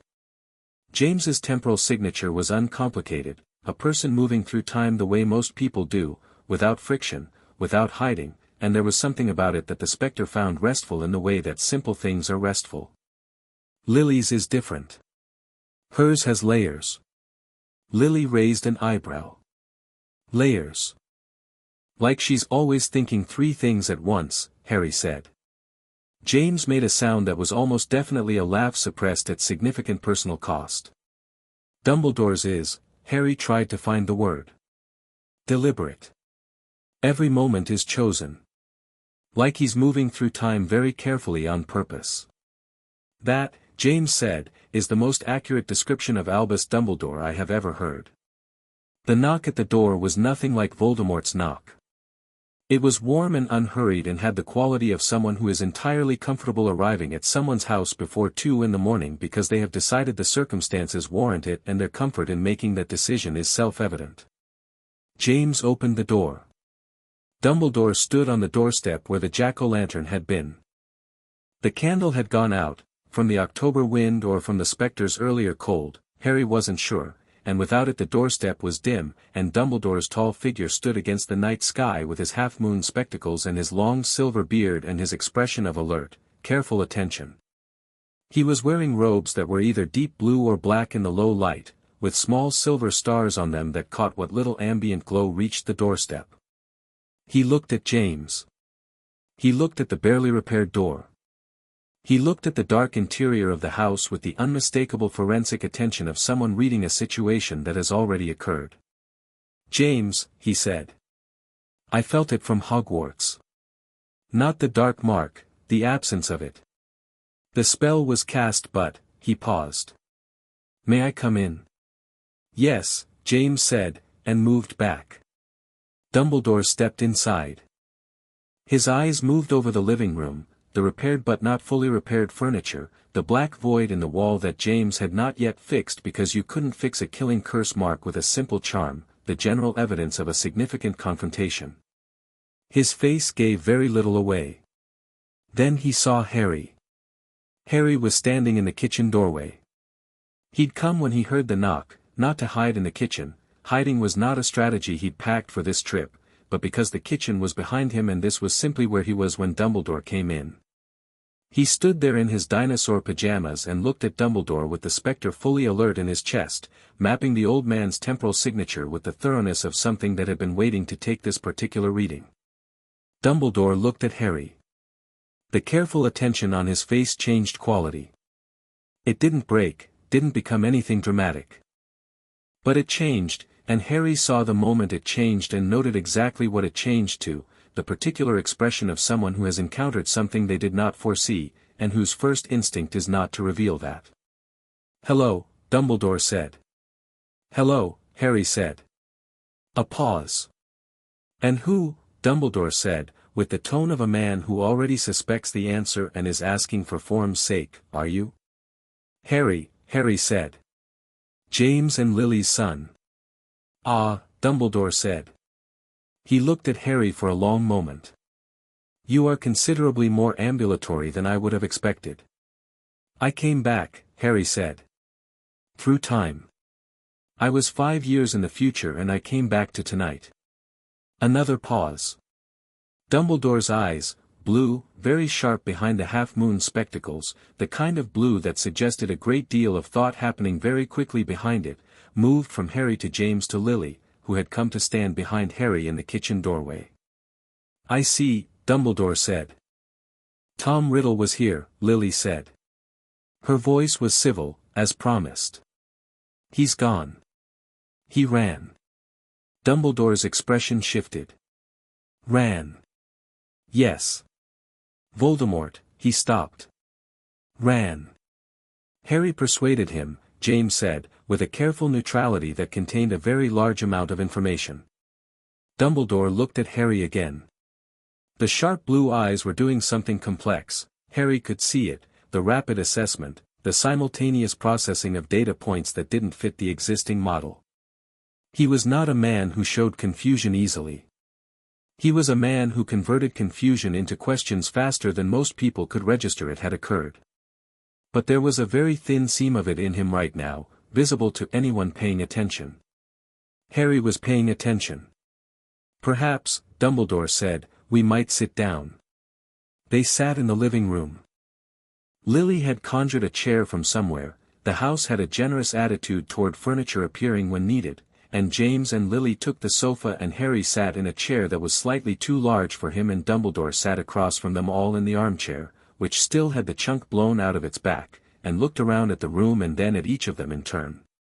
"Tell me," he said. James told it. He was thorough and specific and he included every detail without editorializing, and Dumbledore listened the way very accomplished listeners listen, without interrupting, without reacting visibly, without allowing his face to serve as a running commentary on the information being delivered. When James reached the part where Harry had absorbed the killing curse, the blue eyes moved to Harry and held there. "You consumed it," Dumbledore said, when James had finished. "Yes," Harry said. "The curse struck you and you absorbed it into yourself." "Yes." "And you are unharmed." "Yes." Dumbledore was quiet for a moment. "In my considerable experience," he said slowly, "there are perhaps 4 or 5 things I would describe as genuinely unprecedented. What you are describing is one of them." He paused. "Or would be, if I understood fully what you are." "Something that eats time," Harry said. "The Specter." "I don't know its proper name. I don't know if it has one." "A temporal entity," Dumbledore said, more to himself than to the room. "Bonded to a person." He looked at Harry. "Or perhaps as a person." Another pause. "And you navigated 5 years backward." "Yes." "The cost of that," Dumbledore said carefully, "must have been significant," Harry said. He felt the edges of what the rewind had taken, 5 years of spent moments consumed, the particular ache of existing at the center of something that large. He was fine. He was going to be fine. But the Specter had used something enormous to bring him here, and he could feel the shape of what had been spent the way you feel the space left by a removed tooth. "I managed it." Dumbledore looked at him for a long time. Then he looked at James and Lily. Then back at Harry. "The prophecy," he said. "I know about the prophecy," Harry said. Dumbledore's eyebrows rose fractionally. Do you? Born as the 7th month dies, the one with the power to vanquish the Dark Lord. Harry kept his voice level. He marked me as his equal. The power he knows not. He paused. That's what I am, I suppose. The time eating. He doesn't know what it is. He couldn't understand it when he saw it. He marked you, Dumbledore said. Even tonight. Even in this new version of events. He came here, Harry said. He tried to kill me. That's the marking. He chose me over Neville Longbottom. Dumbledore's expression did something subtle. He had not expected Harry to know about Neville. Harry watched him adjust to the new parameter. The prophecy may still, Dumbledore began. I know what the prophecy says, Harry said. I'm not concerned about the prophecy. A silence. You're not concerned, Dumbledore repeated. He has 6 soul pieces left, Harry said. I can find them. When they're gone, he can be killed. That's the practical problem. He paused. The prophecy is a description of something that's already happening. I don't need it to tell me what to do. Dumbledore looked at him with the careful attention at full power. Harry returned it without blinking. Harry, Dumbledore said, with the particular tone of a man choosing his next words with considerable care, you have an extraordinary ability and an extraordinary situation. But you are 5 years old, and the world you have returned to is, I spent 5 years in a cupboard, Harry said. The room went very quiet. Under a staircase, Harry continued, his voice entirely steady. Because you put me there. In the version that already happened, you left me on my aunt's doorstep with a letter. You decided it was the best thing. You made that decision without asking me, without asking James and Lily because they were dead, and you were wrong. He paused. I'm not angry about it. I'm explaining it so that we're both clear about what I think your track record is for making decisions about my life. Dumbledore was silent. James was looking at his hands. Lily was looking at Dumbledore with the controlled civility she had promised, which was currently at serious structural risk. I see, Dumbledore said finally. It was a different kind of I see than the first one. That one had been processing. This one was something closer to actual acknowledgement. That was, a serious error in judgment. Yes, Harry said. One I am, a pause, and in the pause something moved across Dumbledore's face that Harry had not expected, because he had prepared for Dumbledore as an obstacle, as a manager, as a man who calculates love and moves people like pieces, and he had not prepared for the look of a very old man encountering the specific consequence of a decision he had made. Yes. It was. Lily set down her mug on the coffee table with a small, deliberate click. Albus, she said. We're grateful for everything you've done. For the Order, for the work against Voldemort. We understand the position you've been in. Her voice was precise and even. But Harry is our son and he is here and he will remain here, and any discussion about his future involves us. Directly and completely. Not through letters on doorsteps. Dumbledore looked at her. Whatever he saw in her face, and Lily's face was not an easy face to look at when she had decided on something, he inclined his head. Of course, he said. Good, Lily said, and picked her mug back up. Dumbledore looked at Harry again. The sharp blue eyes had taken on a different quality, still assessing, still measuring, but the angle had changed. He was not assessing how to manage the situation anymore, Harry realized. He was assessing Harry himself, with a directness that was, for the first time in the conversation, entirely honest. The soul pieces, Dumbledore said. You said you can find them. Yes. You found 2 tonight. A diary, it'll end up in Lucius Malfoy's possession. And a ring. The Gaunt family ring, at their old shack in Little Hangleton. Harry ticked them off. There's also a cup, a locket, a diadem, and a snake. He paused.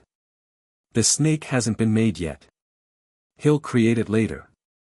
The other 5 already exist. Dumbledore had gone very still. You know all of them. I had time to learn. Harry paused. In the version that already happened, finding and destroying them took until I was 17. People died doing it. The war lasted 20 more years. He looked at Dumbledore steadily. I'd rather not do that. A long silence. No, Dumbledore said quietly. No, I would rather not either. He took a slow breath. Finding them is one problem. Destroying them is another. A Horcrux is not simply a magical object, it is a nexus of dark magic and violated soul. The method of destruction requires something capable of cutting through the magic without destroying the object, Harry said. So the soul piece dies but the container can be examined. He thought about it. Basilisk venom. Fiend fire. And possibly what I am. Dumbledore's eyebrows rose again. The Specter. If I can eat a killing curse, I might be able to eat the dark magic out of a Horcrux, Harry said. I haven't tried. But the logic is the same, it spent time, corrupt time, time that was taken by violence. That's exactly what the Specter consumes. Dumbledore looked at him for a long moment with an expression that Harry thought, if he were being uncharitable, was the expression of a man recalculating what assets he had available and how they might be deployed. And Harry was about to say something about that when James spoke. Albus, James said quietly, I need to ask you something about Peter. The room changed. Not visibly, not dramatically. But the temperature of it changed, the way rooms change when someone says the thing that's been unsaid since the beginning. Dumbledore's expression shifted fractionally. Peter Pettigrew, Dumbledore said. He was our secret keeper, James said. Harry told us he was the reason Voldemort found us. He passed the location. Dumbledore was quiet. Did you know? James said. His voice was completely even. That evenness was doing a lot of work. No, Dumbledore said. I did not. But you suspected, Lily said. A pause. There were signs. Inconsistencies. I chose to believe otherwise. He met Lily's eyes. That was also an error. Yes, Lily said. It was. Another silence. Then James said, very quietly, Peter is still out there. Still in the Order. Still trusted. I'll deal with it, Dumbledore said. James and I will deal with it, Lily said. You can be present, Albus. But James and I will deal with it. Dumbledore looked at her for a moment. Then he nodded. Harry had been watching all of this with the particular attention of someone who is very good at reading rooms and has a personal stake in the outcome. He had expected this conversation to be harder, had expected Dumbledore to push, to redirect, to deploy the very formidable combination of authority and gentle certainty that Harry had heard about and partly feared.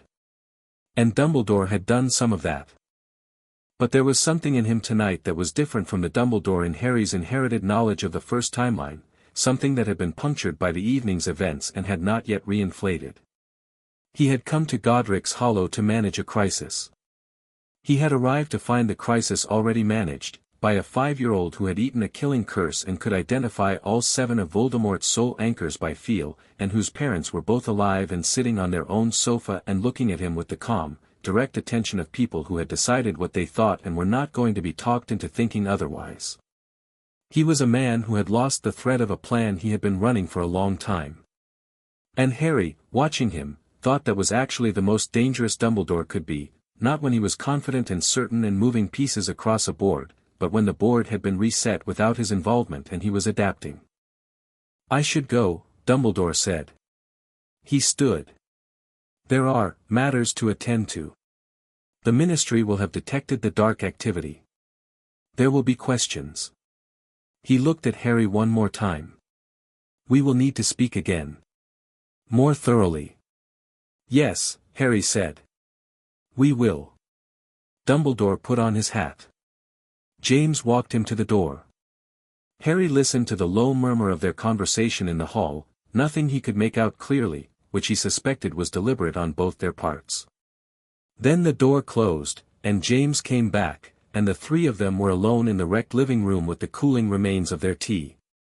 "He'll be back," James said. "I know," Harry said. "He's not," James paused. "He's not a bad man." "I know that too," Harry said. "He's just bad at not managing things." "Fair," James said. He sat back down on the sofa. He looked tired, Harry noticed. The aura steadiness was still there, but under it was the tiredness of a man who had spent several hours at the absolute limit of his emotional and physical resources and was now approaching the other side of it. "We should probably sleep. Or try." Lily had gone quiet. She was looking at the child's drawing on the icebox that Harry could see through the kitchen doorway, the abstract splashes of color, the paint that a 15-month-old had applied without concept or intention. Harry watched her look at it. Then she got up and went upstairs. Harry and James sat in the living room. "She's going to check on the baby," James said. "I know," Harry said. "And then she'll be back down to check on you." "I know." James was quiet for a moment. He looked at Harry with a tired, careful attention. "The cupboard," he said. "You were in it when you came back. That's where you were when the Specter did what it did." "Yes." "Vernon had hit you." "Yes." James breathed out slowly. "Right." A pause. "That's not going to happen again. I need you to know that's not going to happen again." "I know," Harry said. "Not because I'm telling you it won't. Because it's a physical fact. That man is never going to be in the same room as you again." Harry looked at him. "I'm serious," James said. "I realize I've known you for approximately 3 hours and I recognize that's a strange basis for." He stopped. He looked at the wall. "You came back through 5 years of time in dinosaur pajamas with a bruise on your ribs. That's enough basis for me." Harry looked at his tea. It had gone cold. He drank it anyway. Lily came back downstairs. She was carrying something, a blanket, Harry registered, one of those soft thick ones that existed in warm houses and not in cupboards under stairs. She held it out toward Harry, not as an offering but as a statement of fact, the way she'd held out her hand for his earlier. Harry took it. He wrapped it around himself and leaned back in the chair that was too big for him and let the warmth of the house settle over him. The fire had been relit at some point, James had done it quietly while Harry wasn't watching, and it had gotten back to its deep amber glow, and it threw warm shadows across the room, and outside the October night was cold and full of stars and a man in pieces was running somewhere in it. But inside the house was warm. The Specter sat inside Harry's chest, quiet and fed and present. It turned over the map of 6 soul fragments, no, 5, the snake wasn't made yet, with the patient interest of something that has identified its prey and is in no hurry because it is very good at what it does and it knows that the prey is not going anywhere. Harry closed his eyes. He didn't sleep. Not immediately. He sat in the too big chair with the blanket and listened to James and Lily talking to each other in low voices on the sofa, not about strategy or Horcruxes or Dumbledore, just talking, the particular cadence of two people who are good at being in the same room with each other, and he listened to the fire and the house settling and the distant small sounds from the nursery. And somewhere in the gap between being awake and being asleep, in the territory where the Specter's hunger was quiet and the bruise on his ribs was a dull irrelevancy and the house was warm around him, Harry Potter was 5 years old and he was not in a cupboard. He was home. He slept. Dawn came slowly. The sky through the kitchen window went from black to the particular gray-blue that precedes actual light, and then to a thin, cold gold, and by the time Lily came downstairs and put the kettle on, the October morning was arriving with the diffident quality of mornings after difficult nights, as if the day itself was uncertain whether it was wanted. Harry woke to the sound of the kettle and lay for a moment with the blanket around him, mapping where he was. The Specter provided the orientation instantly, Godric's Hollow, October 31st becoming November 1st, the house solid and warm and intact around him, and he sat up. James was asleep on the sofa, which had apparently happened sometime in the night without ceremony. He was still in his clothes with his wand on the cushion beside him, the position of someone who had intended to stay alert and had not quite managed it. His glasses were slightly askew. Harry extracted himself from the chair without waking him and went to the kitchen. Lily was standing at the counter with a mug of tea and the specific expression of someone who has not slept but has spent the intervening hours thinking very productively. She had the look of a person who does their best work in the hours before the world wakes up, and she had clearly been using them. She looked at Harry when he came in. "Sit down," she said, without inflection. Not unkindly. Just directionally. Harry sat. She put a mug of tea in front of him. He wrapped his hands around it and waited. "I've been working out the Horcrux problem," she said. She sat down across from him with several sheets of parchment and what appeared to be an open reference book. Harry tilted his head to read the spine. Darkest Magics, a Phenomenological Study. 3rd edition, heavily annotated in the margins in her handwriting. "The 5 existing ones," she said. "And the 6th when it's made. Locating them is one problem, you can do that. Destroying them is another." She pushed the reference book toward him. "I've been reading about the properties of objects that have had soul fragments bound into them. The core problem is that the dark magic functions as a kind of immune response. Any attempt to damage the object triggers an active magical retaliation from the soul fragment. It will try to defend itself." "I know," Harry said. "The diary possessed someone. The locket," he stopped. He was about to describe what the locket had done to Ron and then realized he had no language for explaining Ron that wouldn't derail the conversation entirely. "The locket is psychically aggressive." Lily made a note. Psychic aggression suggests the fragment retains some active will. Which means approaching it requires shielding of a specific type. She paused. "You're Specter." "Yes. Tell me what you actually feel when you encounter dark magic," she said. "Not what you think you should feel or what you think will sound useful. What actually happens?" Harry thought about it honestly. The Specter's experience of dark magic was hard to translate into words. It was a sensory thing, more like taste than sight. But he tried. "It tastes wrong," he said. "Regular magic has texture but it's neutral. Even very powerful magic. But dark magic that involves deliberately violated time, which Horcruxes do, because murder is time theft, you're taking someone's remaining time from them, it tastes wrong. Like something rotten in something that should be clean." Lily was making notes.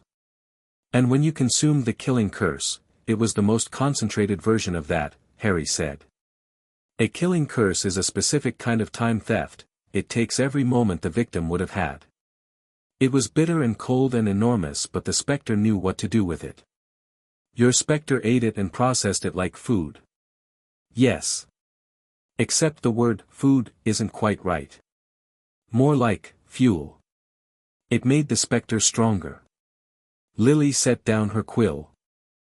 She looked at him with the clinical assessment and the underneath thing, both present simultaneously. "Harry. If you consume a Horcrux, if the Specter eats the soul fragment out of one of these objects, what happens to the piece of Voldemort's soul? Is it destroyed or is it absorbed?" Harry said. He had been thinking about this since last night. "I think it's absorbed. Into the Specter.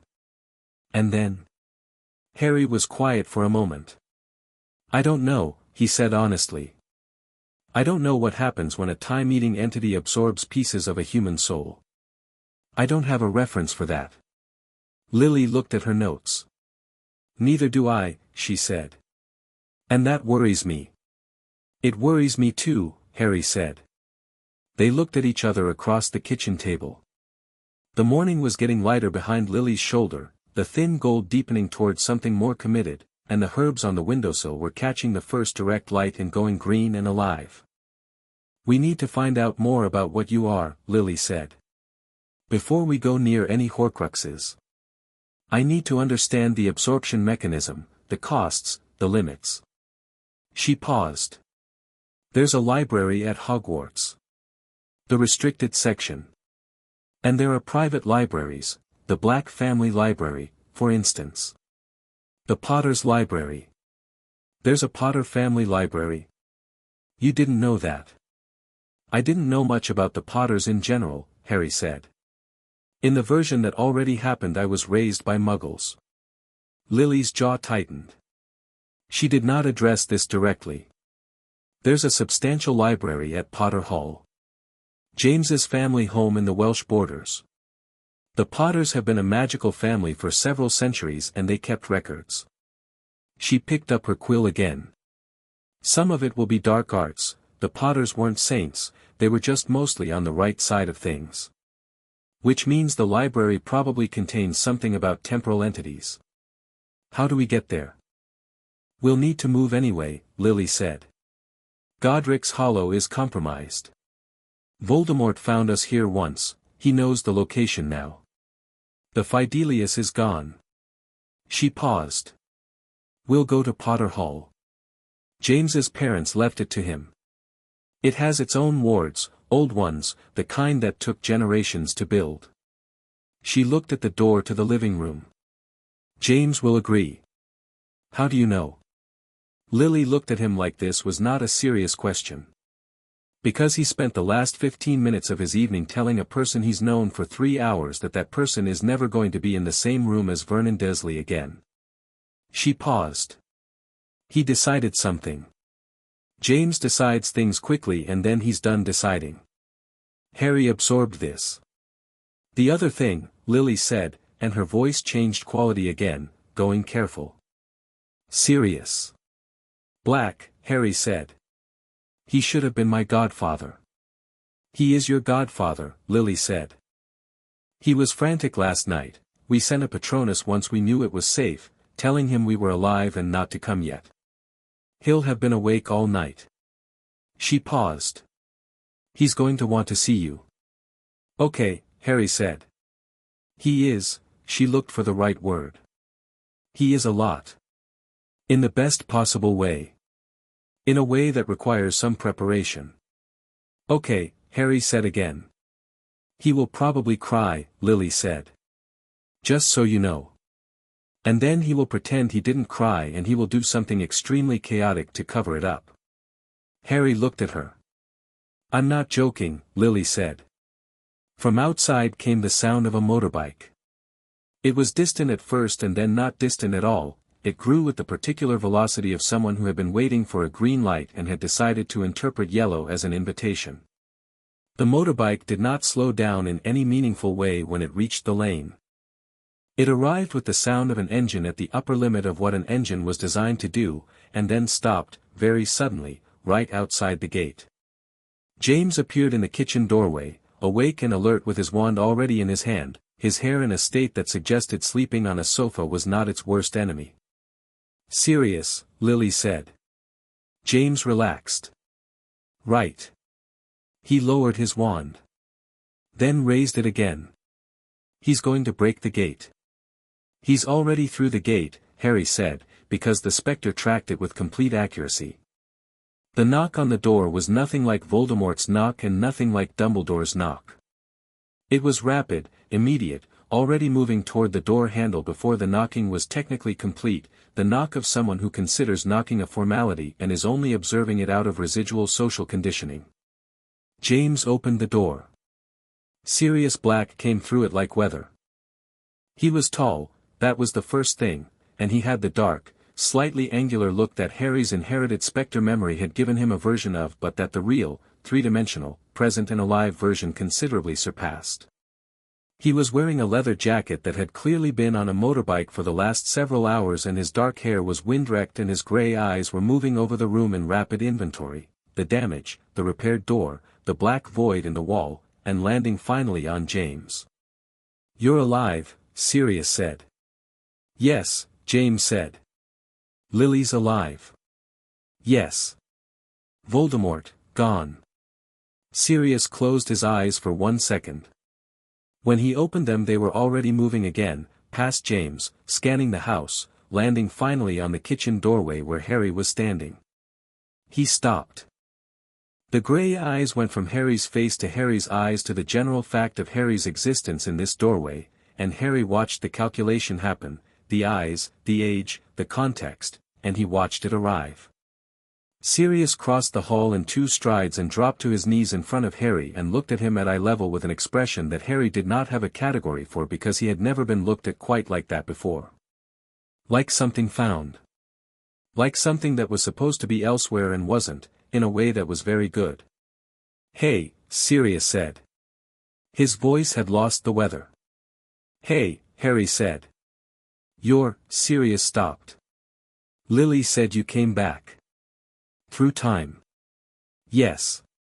And you're the reason he's gone." "Mostly James and Lily too," Harry said. Sirius made a sound. It started as a laugh and went somewhere slightly different, and then he very decisively pulled Harry into a hug that communicated a great deal of information about how Sirius Black operated in emotional situations, completely, without modulation, all the way. Harry stood in it. The Specter was very quiet. "Okay," Sirius said, after a moment. He pulled back. His eyes were fine. Completely fine. "Okay." He stood up. His voice had resumed its operational volume. "Right. So. Big night." He looked around at the room. "Someone needs to fix that wall. It looks terrible." "Hello to you too, Sirius," Lily said, from the kitchen. "Lily." He came into the kitchen and hugged her too, with equal commitment.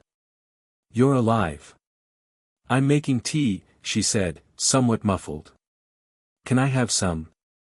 "You can have some if you sit down and don't touch anything." Sirius sat down.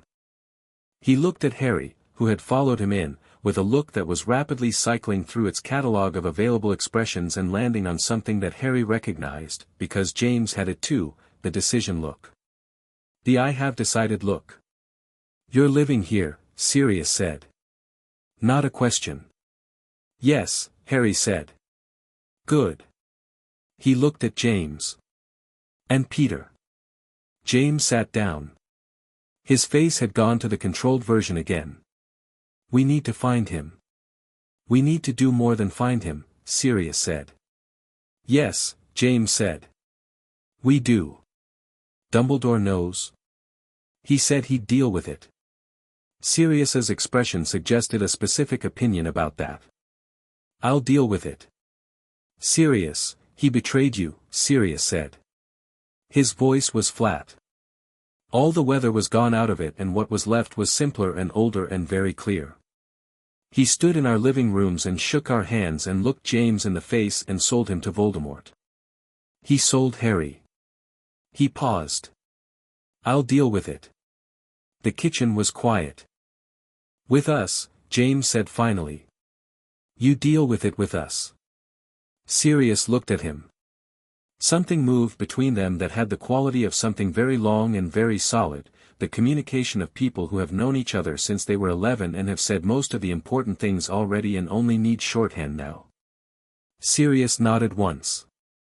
"With you," he agreed.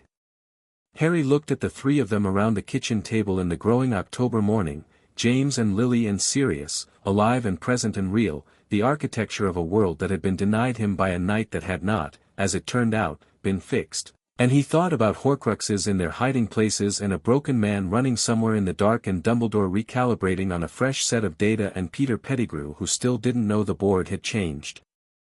The Specter turned over its map of corrupt time. 5 pieces, 5 locations, 5 wounds in the fabric of what should be that needed to be closed. The morning was fully arrived now.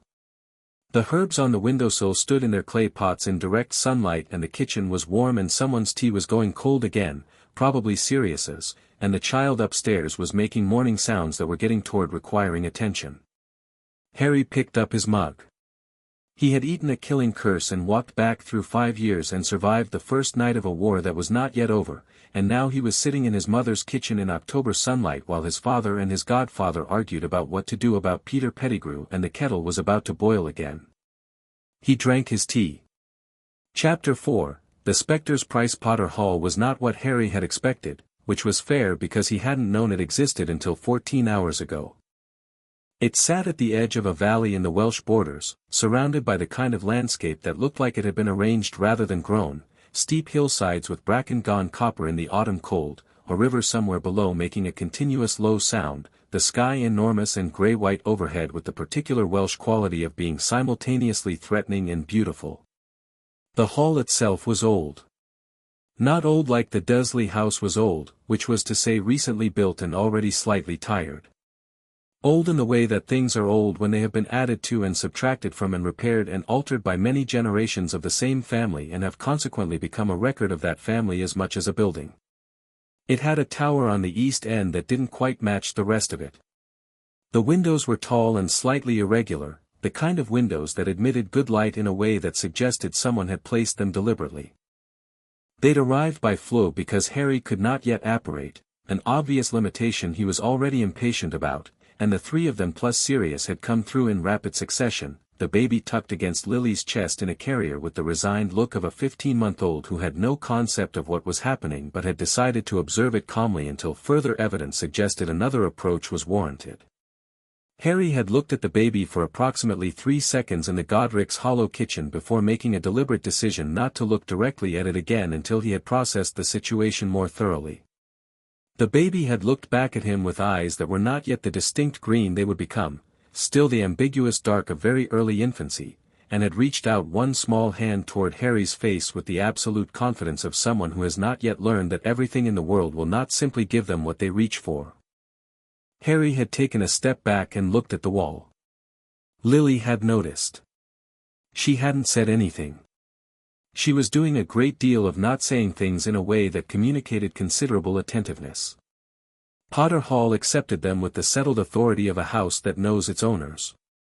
The wards recognized James the way a dog recognizes its person, not by analysis but by something more fundamental, and the lights came up without anyone touching them, and the fireplaces lit themselves, and the general air of the house shifted from long empty to occupied in the span of a few minutes as if it were simply glad of the company. "Guest rooms on the second floor," James said, moving through the entrance hall with the ease of someone who has grown up running through this building. "Libraries on the ground floor, east wing. Kitchens are through the back. The wards here are, honestly, probably the strongest private wards in Britain after Gringotts. My grandfather spent 40 years layering them." "Good," Lily said, and she meant it to encompass several things simultaneously. Harry followed them through the entrance hall, noting things. The portraits on the walls were of Potters, he could tell by the hair, which was apparently a consistent characteristic across the generations, each portrait subject sporting a variation on the same fundamental chaos. One of them, a woman in Elizabethan dress with spectacularly complicated hair and an expression of alert interest, watched Harry as he passed and tilted her head. "You're not the Harry I know," the portrait said. "The Harry you know is upstairs," Harry said, without stopping. A pause behind him. Then, the sound of a portrait deciding to reserve judgment. The library was very large and smelled of old paper and something else, something that was either old magic or the particular atmospheric weight of a room where serious thinking had been done over centuries, and Harry was not certain those were different things. Floor-to-ceiling shelves with a rolling ladder on brass rails. Several reading tables. A fireplace with a worn hearthrug in front of it and 2 chairs on either side that had the deeply comfortable quality of chairs that have been sat in extensively by people who knew what they were doing. Lily walked straight to the shelves and began reading spines with the focus of a person who has a specific problem and is very good at solving specific problems. Harry sat in one of the hearth chairs. The Specter was doing something he hadn't felt it do before. Not hungry, not the active, directional hunger of the Rewind or the night's confrontation. Something quieter. A kind of restlessness. Like something at the edge of his awareness that kept moving before he could look directly at it. He'd noticed it first on the flood journey here, a flicker at the edge of his temporal sense, something there and then not there, like a candle seen from a peripheral angle. He'd assumed it was the residue of the rewind, the specter settling after the enormous expenditure of eating 5 years backward. Now, in the quiet of the library, he wasn't sure. He pressed his palm flat on the arm of the chair. The wood was solid. Present. He focused on that. The flicker happened again. And this time, with full attention on it, he could tell it was not the specter's restlessness. It was something missing. He reached for the memory of his 3rd birthday. The specter should have had it. The specter preserved his memories with perfect, aching clarity. It was part of what it was, the reason the inherited memory of the green light and Lily's voice had stayed with him through 5 years in the cupboard. His 3rd birthday was not there. He reached for the memory carefully, the way you probe a tender spot. The 2nd birthday was there. He'd been given one of Dudley's old toys, a broken plastic hammer, and he'd been careful not to seem too pleased with it because being too pleased with things made Vernon angry.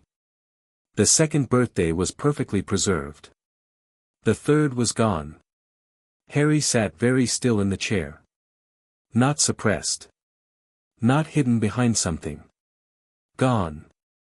A blank space in the sequence, the way a missing tooth is not just the absence of a tooth but a specific shape of absence. He could feel its exact dimensions, 1 day, approximately, maybe 2.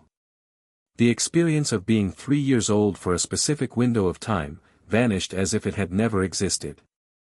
The rewind. He'd eaten 5 years of his own timeline to get here. He'd known there was a cost. He'd said as much to Lily and to Dumbledore. He'd felt the shape of what had been spent, the way you feel the space left by a removed tooth. He had not fully understood what that meant. He looked at his hands. The specter stirred uneasily inside him, not in response to threat, but with a quality that Harry could only interpret as the magical equivalent of a body's immune response to damage. An automatic reaction to something it recognized as a problem it did not have a solution to. Lily, Harry said. She had 3 books out already and was standing at the reading table with her back to him, making notes. She turned at his voice. She read his face in approximately 2 seconds. What happened? She was already moving toward him. When I ate the 5 years to come back here, Harry said, I thought it cost energy. Specter energy, whatever that means. I didn't think it cost. He stopped. I'm missing a memory. Lily sat in the chair across from him. Which one?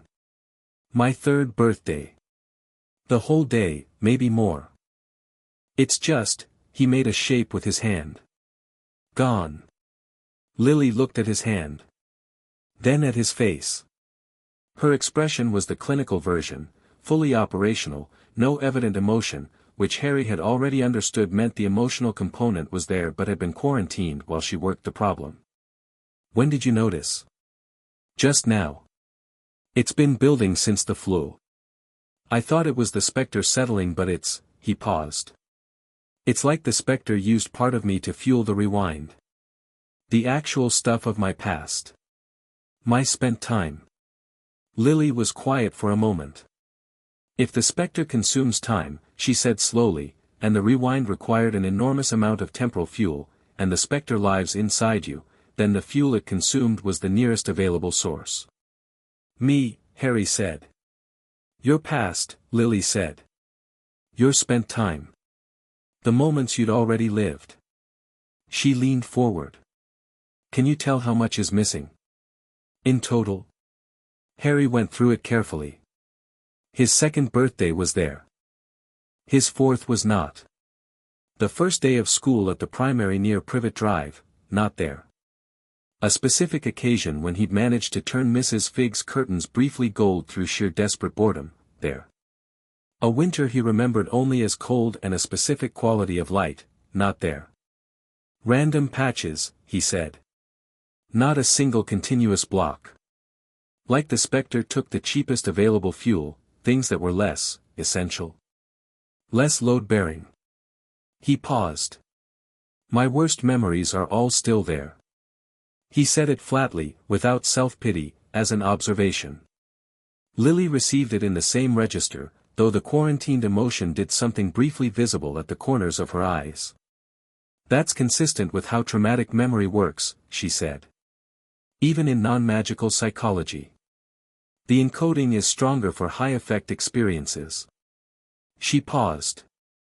Which means the Specter, when it was selecting what to consume, reached for the lighter things first.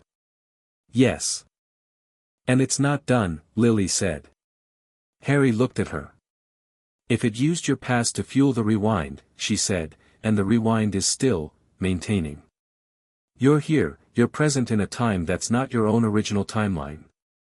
That maintenance has an ongoing cost. She picked up her quill.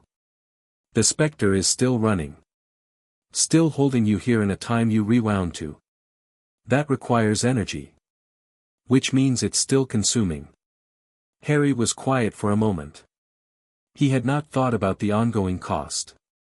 He'd thought about the rewind as an event, a single expenditure, and not as a continuous state. But Lily was right, and he could feel it when he looked for it, the slow, very quiet drain, like a tap left barely open. How much time do I have? He said. Before you run out of past to eat. Lily said. She was already writing. I don't know yet. I need to understand the consumption rate. How large the total reserve is. Whether there's a way to supplement it with an external source. She looked up. The Horcruxes. Harry understood immediately. Voldemort's consumed time. If I absorb a Horcrux, you take in an enormous mass of stolen time, Lily said. Which the Specter could potentially use as fuel instead of your own past. She held up a hand. Potentially.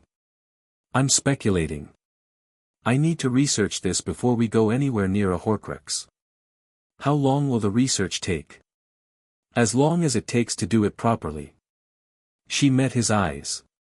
And before you tell me we don't have time, I'm aware of the irony. The alternative is you going after a Horcrux with an incompletely understood power and an unknown fuel source, and something goes catastrophically wrong. That is not the alternative I'm choosing. Harry looked at her. You're very difficult to argue with. I know, she said, and turned back to her notes. The week that followed was the strangest of Harry's life, which was competitive territory. Potter Hall established its routines quickly, the way houses with enough character do, imposing their own rhythm on whoever was inhabiting them. James was up early, had apparently always been up early, and made coffee with the mechanical ease of someone who has been maintaining this habit since adolescence. Sirius came and went with the unannounced regularity of someone who considers a house he's been to 3 times already to be functionally his home. Lily worked.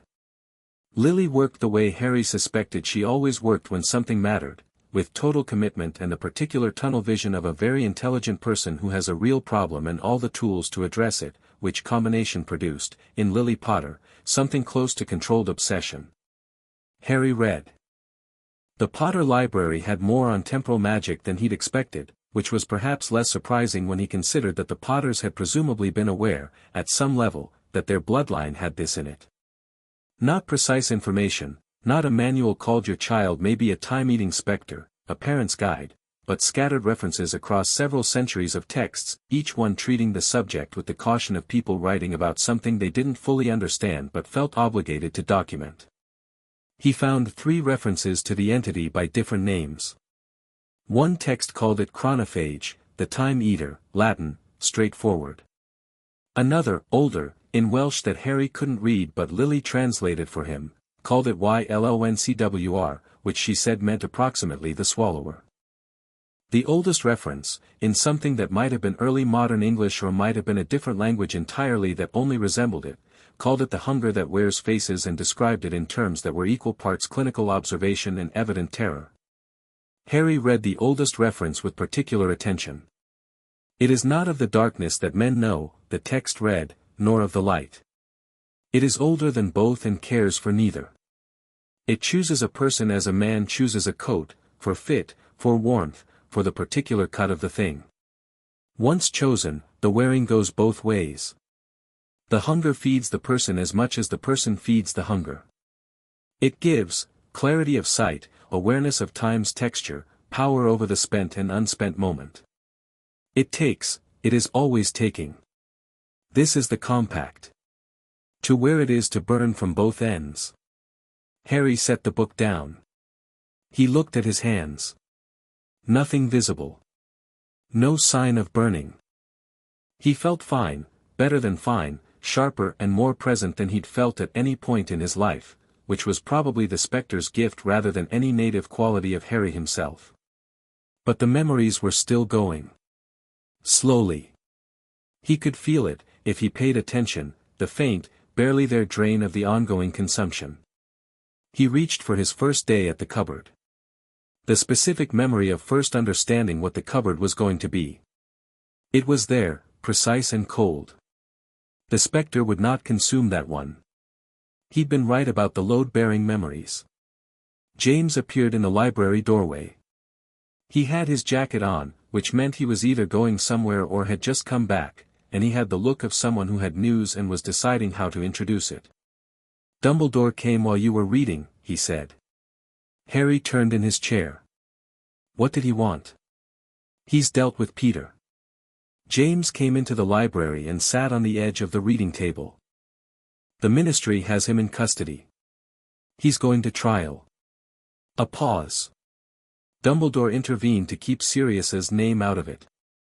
Apparently in the version you came from, Sirius was the one who got blamed. He spent 12 years in Azkaban, Harry said. James looked at him for a moment. Then at the middle distance. Okay, he said. Okay. His jaw worked. He's not going to Azkaban. Peter's going to trial and Sirius is fine. Good, Harry said. Dumbledore also wants to know when you're ready to move on the Horcruxes, James said. He has his own ideas about methods. What kind of ideas? He didn't say precisely. He mentioned a sword. Harry blinked. Gryffindor's sword. He didn't say whose sword. Just a sword. Harry thought about this. In the other timeline, Gryffindor's sword had been used to destroy Horcruxes, basilisk venom impregnated into the blade from a kill. It was one of the few objects that could do it. And Dumbledore had clearly been doing his own thinking about the Horcrux problem, which meant either he'd known about them for longer than he'd admitted, or the events of Halloween had accelerated his thinking considerably. Harry suspected both. Tell him we'll talk when we have more information, Harry said. James tilted his head. He's not going to like waiting. He cannot like it, Harry said. James looked at him with the corner of a smile. Right. He stood. Sirius wants to know if you want to come outside. He's been trying to convince the wards to let him set up a practice target in the south field and he says it would help his case if you were there. Why would my being there help his case? I'm not certain it would, James said. But Sirius believes it would and that's typically enough for Sirius. Harry put down the book. The south field was exactly what it sounded like, a wide, flat expanse of valley bottom behind the hall, bounded by a stone wall on one side and the river on the other. The grass was winter short and frost hardened and the morning was very cold and very clear, the kind of October morning that bites. Sirius was standing in the middle of it with his wand out, arguing with the air in a way that suggested he'd been at this for a while. It's a practice target, Sirius said to no one visible. It's not a threat. The wards cannot genuinely believe a practice target is a threat. I want to speak to whoever's in charge of ward interpretation. The wards are woven into the estate, James said, coming to stand beside Harry at the field's edge. They don't have a manager. Everything has a manager, Sirius said. He turned. Harry. Tell the wards it's fine. I'm not sure I have authority with the wards, Harry said. Try. Harry pressed his hand to the stone wall. The Specter mapped the wards instantly, he could feel them, massive and old, layers of protection accumulated over generations, each one distinct but woven together into something that worked as a whole. He found the relevant section, the defensive response triggered by Sirius's repeated wand pointing. He couldn't turn them off, he didn't have the authority for that. But he could, apparently, nudge them. The way you nudge a large animal, gently, in the right direction. The wards shifted. Not reduced. Redirected. Their attention moved from Sirius to the field's perimeter. Sirius's practice target, a conjured mannequin that he produced from somewhere, appeared without opposition. "There," Harry said. Sirius pointed at James with an expression of triumph. "He has authority with the wards." "He ate the ward's interpretation of an outdoor mannequin," James said. "That's not authority, that's results," Sirius said. He turned to the target and fired a stunner at it with the casual precision of someone who does this often. The target flew backward 20 feet. "Okay. Good." He pointed at Harry. "You. Come here." Harry walked into the field. Sirius looked down at him with the gray eyes doing the decision thing, processing, reading, arriving at something. "You can't use a wand yet," Sirius said. "No. But you can do," he gestured vaguely at Harry's general person, meaning the Specter. "That thing." "Yes. What does it look like from the outside? When you use it deliberately?" Harry thought about the night in Godric's Hollow. The cold, the shadows gathering weight, the dark thread extending from his hand toward Voldemort's soul piece. Cold. Dark. The shadows move. And offensively? What does it feel like to aim it at something? Harry looked at the practice target across the field. He reached for the Specter, not the full tide, not the consuming wave, something smaller and more deliberate. He found the thread of the target's present moment, its now, the thin slice of time it occupied in this specific second, and he reached for it. Then he pulled. The target didn't fly backward. It didn't get stunned or burned or broken. It simply stopped. Its now got interrupted. For approximately 3 seconds, the mannequin existed in a kind of temporal stasis, its present moment held in the Specter's grip, and Harry could have eaten it, could have consumed those 3 seconds entirely, left the mannequin with a gap in its timeline that would have been impossible to explain in any logical framework, but instead he let it go. The mannequin resumed its existence. The frost on the grass around it had deepened by about 2 inches in a 6-foot radius. Sirius looked at the frost. Then at Harry. "You grabbed its time." "Yes. And if you hadn't let go? Those 3 seconds wouldn't have happened," Harry said. "They'd have been mine instead." Sirius processed this. "Could you do that to a person?" Harry had thought about this. "Yes," he said. "But it would hurt them. The Specter eating someone's present is," he paused. "It would be violent. Could you do it to Voldemort?" "I tried something like it on Halloween." He ran. Sirius was quiet for a moment. "Right. And the killing curse. I ate it. And it fueled you." "Yes.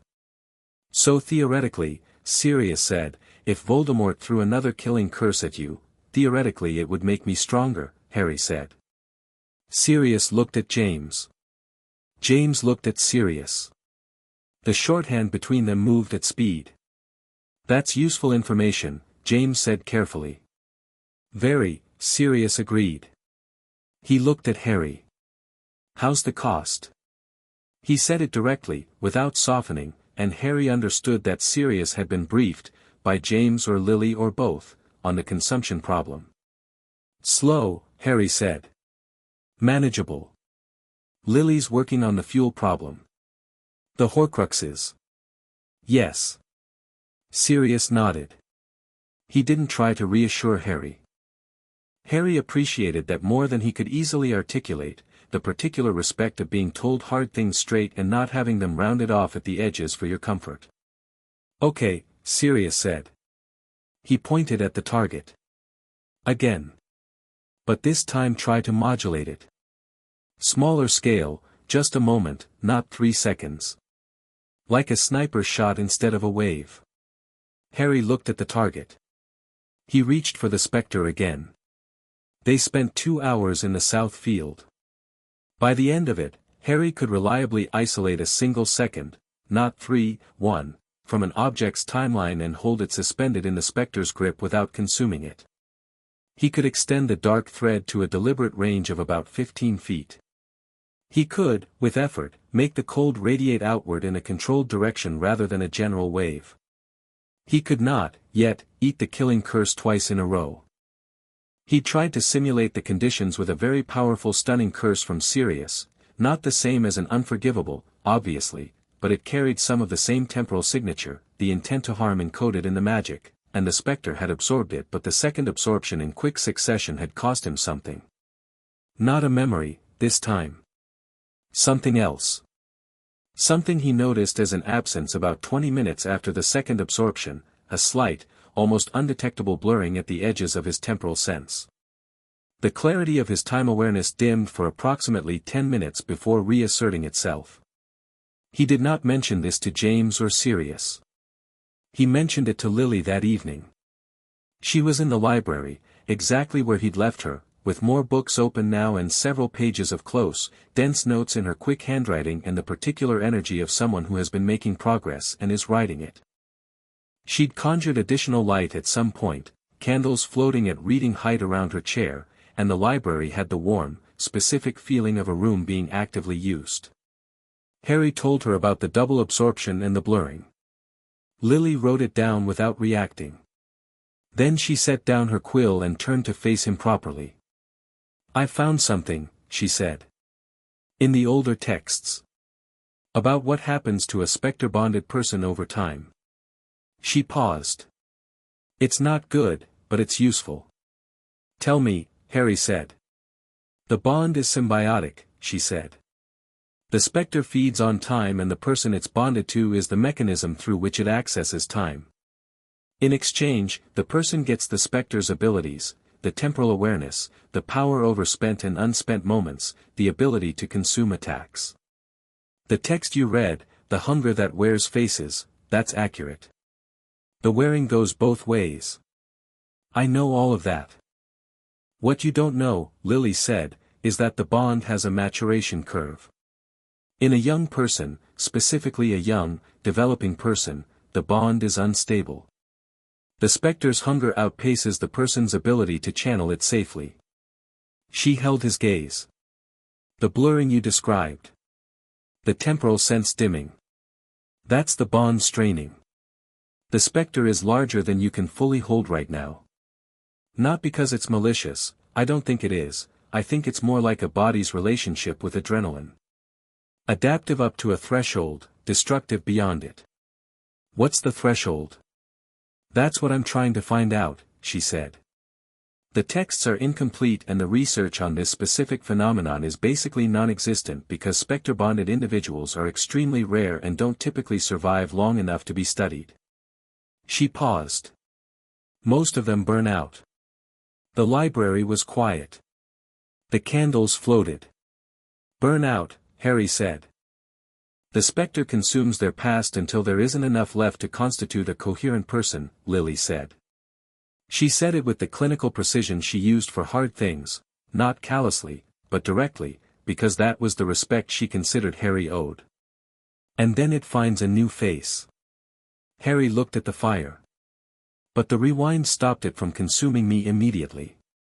Because I came back far enough that I had more past." "Yes," Lily said.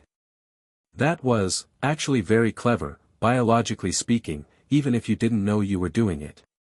By rewinding 5 years you gave the Specter 5 years of fresh spent time to consume before it starts on what you've lived since then." She paused. "But that's not the long-term solution. The Horcruxes are. The theory is solid," Lily said. "Horcruxes contain enormous masses of stolen time, 6 murders worth of unlived moments, preserved inside the soul fragments. If the Specter can absorb them and process them as fuel, you've got an external source that doesn't cost you your past." She picked up her quill. The question is whether absorbing a piece of Voldemort's soul has side effects beyond just the fuel gain. You mean whether it changes me, Harry said. Lily met his eyes. Yes, she said. That's what I mean. Harry was quiet for a moment. It might, he said honestly. I don't know. In the version that already happened, the piece of Voldemort's soul that ended up inside me, inside the baby, it had effects. The connection to Voldemort. The Parseltongue. The dreams. He paused. But that was passive, unprocessed. The Specter just contained it. If I actively consume the pieces, if the Specter processes them as fuel rather than just holding them, the processing might neutralize the effects, Lily said. Or it might not. She looked at her notes. I don't know. That's the honest answer. I think the attempt is worth making. I think the alternative, you losing more of your past at an accelerating rate, is worse than the risk. But I wanted you to understand what the risk is before we make any decisions. Harry looked at her. This was, he thought, exactly what a parent should be. Not protection from information. Not decisions made without him, for him, about him. This. Okay, he said. I understand the risk. Good, she said. Then I want 3 more days to get as much information as I can about the soul absorption mechanism. And then we go to Little Hangleton. The Gaunt Shack, Harry said. The ring. It's the most isolated of the 5 existing ones, Lily said. Easiest to approach without detection. And if it goes wrong, we're not in the middle of Diagon Alley. She met his eyes. I'll be there. James will be there. And Sirius, Harry said. Sirius will absolutely be there, Lily said, with the tone of someone who has accepted that Sirius Black's presence in high-stakes situations is not a variable. Harry nodded. He was about to get up when he felt it, the flicker at the edge of his temporal sense, but stronger than before. Not the drain. Something else. Something external. Something that was not Dumbledore's deliberate signature or James's straightforward one or Sirius's bright, chaotic presence. Something old. Much older than Dumbledore. Older than the wards. Older than the oldest text in this library. Harry went very still. The Specter came fully awake. Harry, Lily said. Something's here, Harry said. In the hall. At the edge of the wards. He extended the temporal sense outward, carefully, the way you extend a hand into darkness. Not trying to get in. Just, present. Sitting outside the wards. He paused. Looking. Lily stood up. She had her wand in her hand without appearing to consciously reach for it. What does the signature feel like? Harry tried to find words for it. The Specter's temporal sense translated what it found into impression and metaphor more than precise data, and what it was finding now was, like looking at something that doesn't move through time the way things are supposed to, Harry said. Not like Voldemort's wrongness. That was time being violated.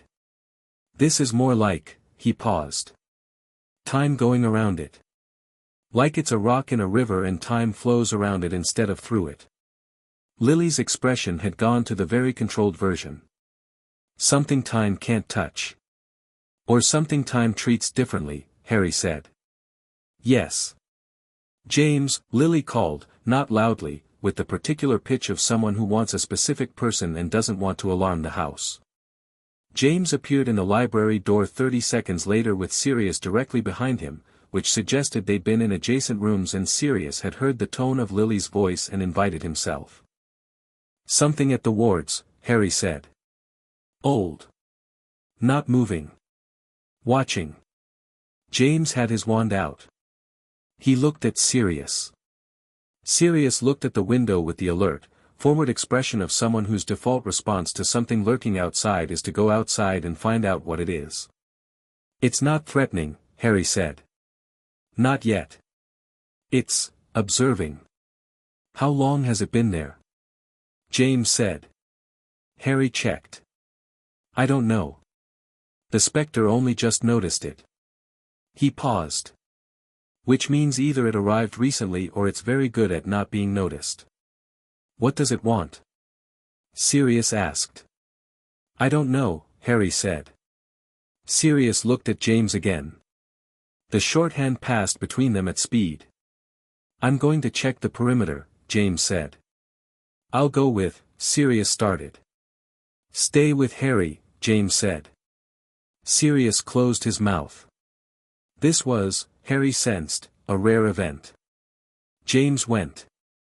They listened to his footsteps in the hall, the front door, the creak of it opening and the sound of the October night coming in briefly before the door closed again. Sirius sat in the chair Lily had vacated. He looked at Harry. Still there? Harry checked. Yes. Not moving? No. Sirius stretched his legs out in front of him. Big? I don't know how to measure size in temporal terms, Harry said. It takes up a lot of space in my sense of it. Bigger than Voldemort? Harry thought about Halloween night, the specific quality of Voldemort's presence in his temporal awareness. Cold and wrong and concentrated, a void in time shaped like a person who had done things to themselves no person should. This thing at the wards was not like that. It was bigger in the way that weather is bigger than a wound. Not concentrated. Vast. Yes, Harry said. Much bigger. Sirius processed this without visible concern, which Harry thought was either very brave or a fundamental limitation in Sirius's capacity for alarm. Either way, Harry found it steadying. Lily was at the window, looking out. The night outside was fully dark and full of October cold, and there was nothing visible, no figure at the wards, no light, nothing that presented itself to ordinary sight. The old texts, Harry said. Did you read anything about what the Specter might draw? What might be attracted to it? Lily turned from the window. Her expression had the quality of someone answering a question they have been thinking about and haven't brought up yet. Yes, she said. In the Welsh text. YLONCWR. She paused. It said, swallowers don't exist in isolation. They're part of an order of temporal beings. The text listed several things that exist at the margins of time rather than inside it. She paused. It mentioned one specifically as, not a predator of swallowers, exactly. More like a category above. A source. She looked at Harry. It called it Y-Safn. Which means? Harry said. The maw, Lily said. The library was very quiet. Harry looked at the wall in the direction of the wards. It's leaving, he said. He tracked the signature, the rock in the river, the thing time flowed around, as it receded from the ward boundary, pulling back into the surrounding night with the unhurried movement of something that is not retreating but departing. It's gone. The room breathed. It came to look at you, Lily said. Yes, Harry said. And now it's gone. Yes. Until it decides it's seen enough, James said, coming back in through the library door with the cold night air still on his jacket. He'd heard the last of it through the door. He looked at Harry with the direct, serious look. The wards couldn't detect it. I walked the perimeter. Nothing visible, nothing setting off anything. If your temporal sense wasn't tracking it, we wouldn't have known it was there. It wanted us to not know, Harry said. Or it didn't care whether we knew. What does it want with you? Sirius said. Harry thought about the hunger that wears faces and the Specter inside him and the reading he'd done and Lily's translation of YLONCWR and what he understood, not completely, not fully, but enough, about what he was. I'm one of its, he said. I think. The Specter is a lower-order version of what the maw is. A time eater. And the maw is, he paused. The source. The original. He looked at Lily. If I'm wearing the Specter and the wearing goes both ways, then from the maw's perspective, Lily said, following it, you're something it made. Something that belongs to its order. Her voice was even. And if you've just significantly activated that bond by eating a killing curse and rewinding 5 years, it noticed, Harry said. Yes. The fire crackled. The candles floated. Sirius leaned back in his chair with his arms crossed and looked at the ceiling with the expression of a man taking stock. Right, he said. So. Voldemort is running scared somewhere, 6 pieces of his soul are hidden across Britain, a thing called the Maw has come to look at Harry, and we're going to Little Hangleton in 3 days to eat a ring. Yes, Harry said. Great, Sirius said, and looked entirely unbothered by any of it. James sat on the hearth rug, because all the chairs were occupied, and leaned his back against the front of Harry's chair. He tilted his head back and looked up at Harry from that angle. You okay? He said. Harry thought about missing memories. About the drain. About the Maw at the wards looking at him like something checking on its own. Yes, he said. James looked at him for a moment. Okay, he said. He looked back at the fire. Then we have 3 days and there's a lot of reading left. He reached up without looking and briefly gripped Harry's hand on the arm of the chair, the same way he'd taken Lily's hand on the sofa in Godric's Hollow, fast, certain, finished. We'll deal with it. Harry looked at the fire. Outside, the October night was vast and dark and something ancient had just come to look at him and decided it had seen enough for now. Inside, the fire was going and the library was warm and Lily was already back at her notes and Sirius was telling James an only partially relevant story about something that had happened in their 6th year at Hogwarts, talking over his shoulder as if the evening had moved into a different mode and he'd moved with it. Harry turned a page. 3 days. Then the ring. Then 5 more pieces of a broken man's soul. Then whatever the Maw wanted, when it decided to stop merely watching. The Specter settled inside him and waited. Chapter 5, What Eats the Eater. Little Hangleton was the kind of village that had never quite decided whether it wanted to exist. It sat in a shallow valley between 2 unremarkable hills, the kind of place the Ordnance Survey maps dutifully but that doesn't appear in anyone's list of destinations. 1 pub.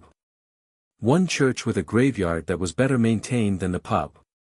A scattering of houses along a lane that wound upward toward the ridge, getting progressively further apart as if each successive house had been trying to put a little more distance between itself and its neighbors, and the whole village had stretched accordingly. The gaunt shack was not technically in the village.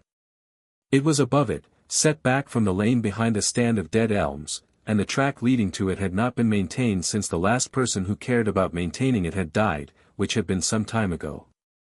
The undergrowth had one. The track was more of an intention than a route.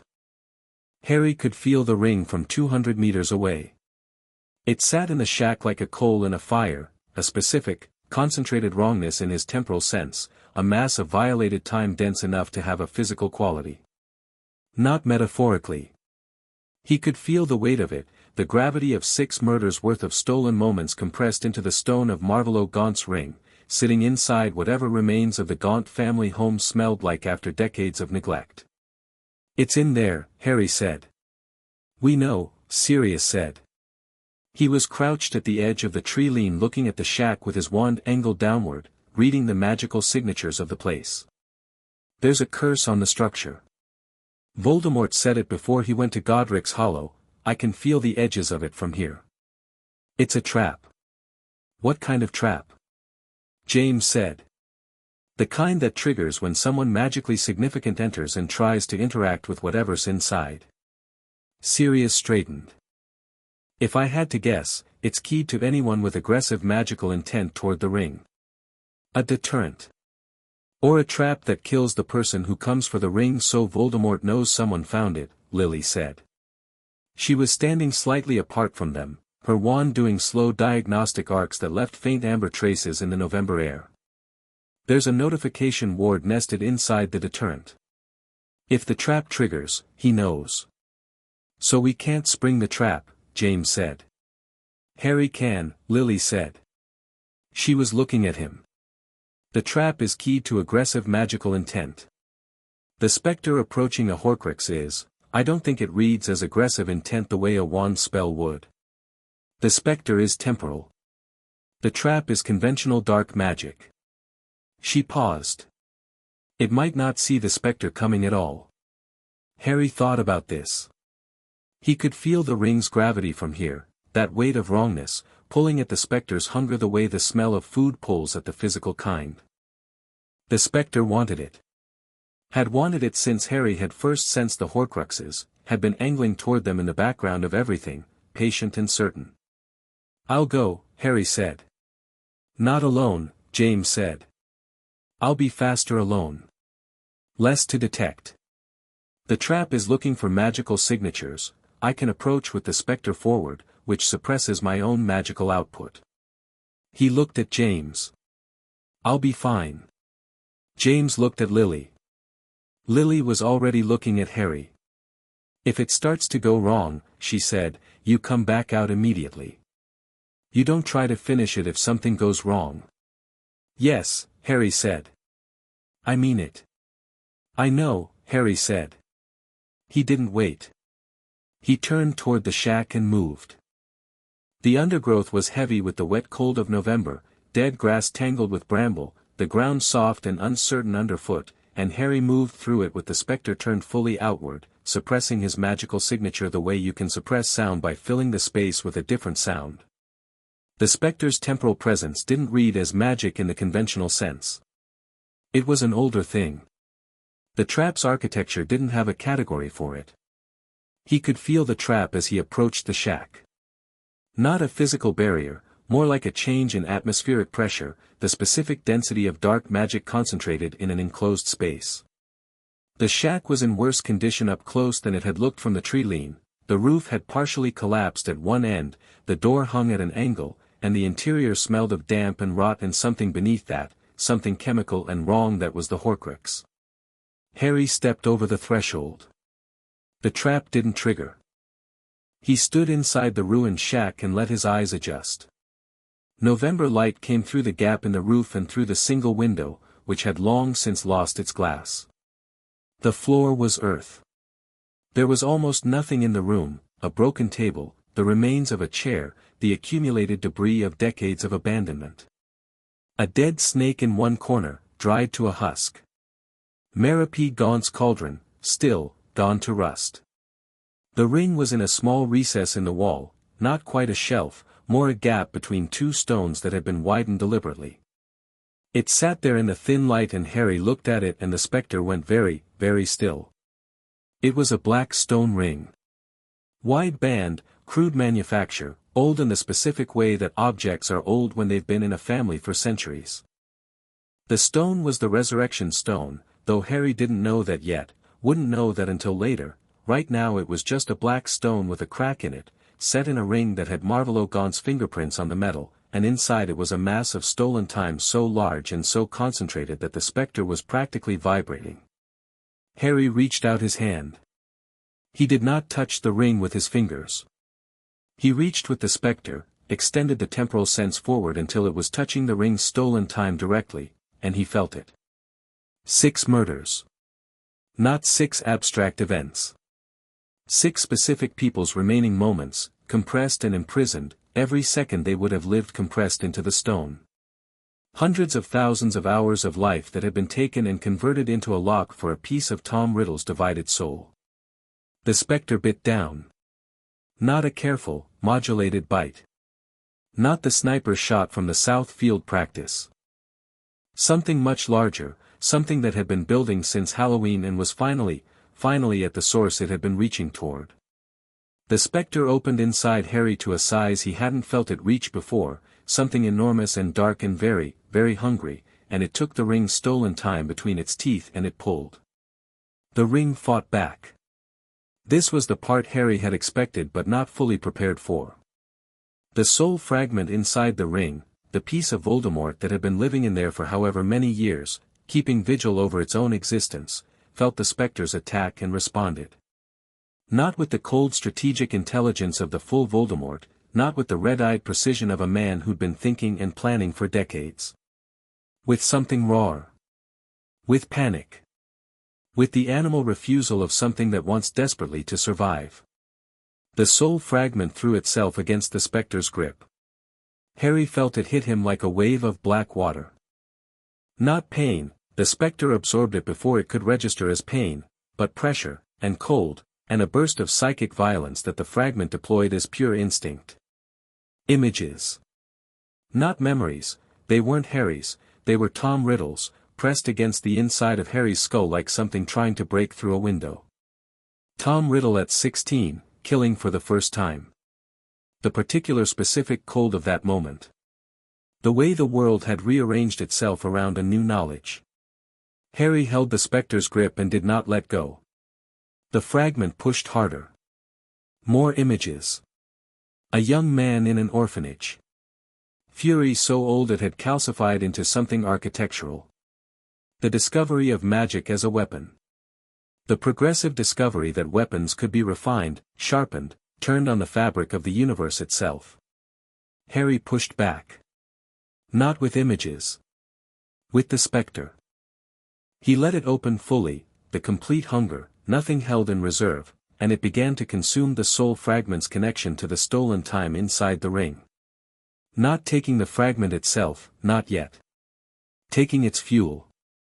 Eating the murdered hours until the fragment had nothing to stand on, nothing to draw from, nothing to animate its resistance. The fragment screamed. It was not a sound. It was not in any frequency Harry's ears could detect.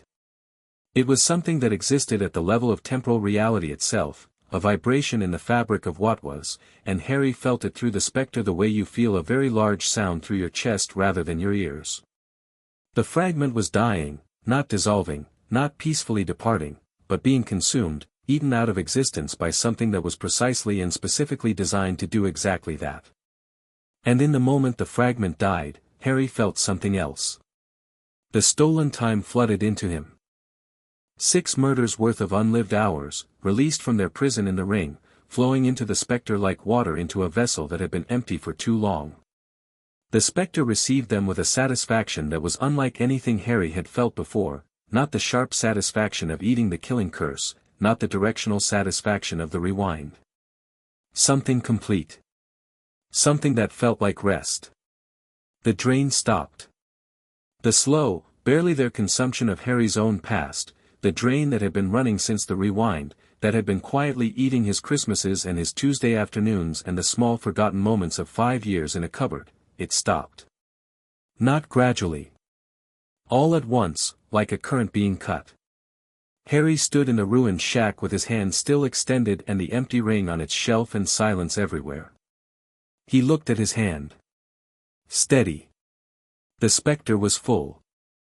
Not in a way that made it less hungry, the nature of it was hunger, the hunger didn't change, but in a way that gave it a foundation to operate from without needing to consume Harry himself. He reached down and picked up the ring. Just the ring now. Just metal and stone, the soul piece gone, the stolen time gone, an old ring belonging to a dead family. He turned it in his fingers. The crack in the black stone caught the thin November light. He pocketed it and walked back out. James was 20 feet from the shack when Harry emerged. He had apparently decided to start moving the moment the situation inside was no longer audible, which said something about James Potter and waiting. He stopped when Harry came through the door. "Done?" he said. "Done," Harry said. James looked him over with the rapid assessment. "You're different." "The drain stopped," Harry said. "The Horcrux fuel worked. The specter has what it needs." Something moved on James's face, relief, and underneath it something Harry was getting better at recognizing as the specific feeling of a parent absorbing good news about their child. It looked like relief but it had a different texture. James turned back toward the tree lean without addressing it directly. "Tell Lily," he said. "She'll want to run diagnostics." "I know," Harry said.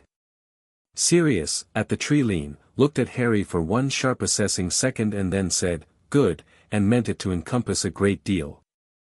Lily ran her diagnostics in the library that evening. She was thorough and silent while she worked, and Harry sat in the hearth chair and let her read his temporal signature with the detection charms she'd been developing all week, and she wrote things down, and eventually she put the quill down and sat back. The fuel integration worked exactly as the theory predicted, she said. The Specter is processing the stolen time from the ring and using it as foundation material.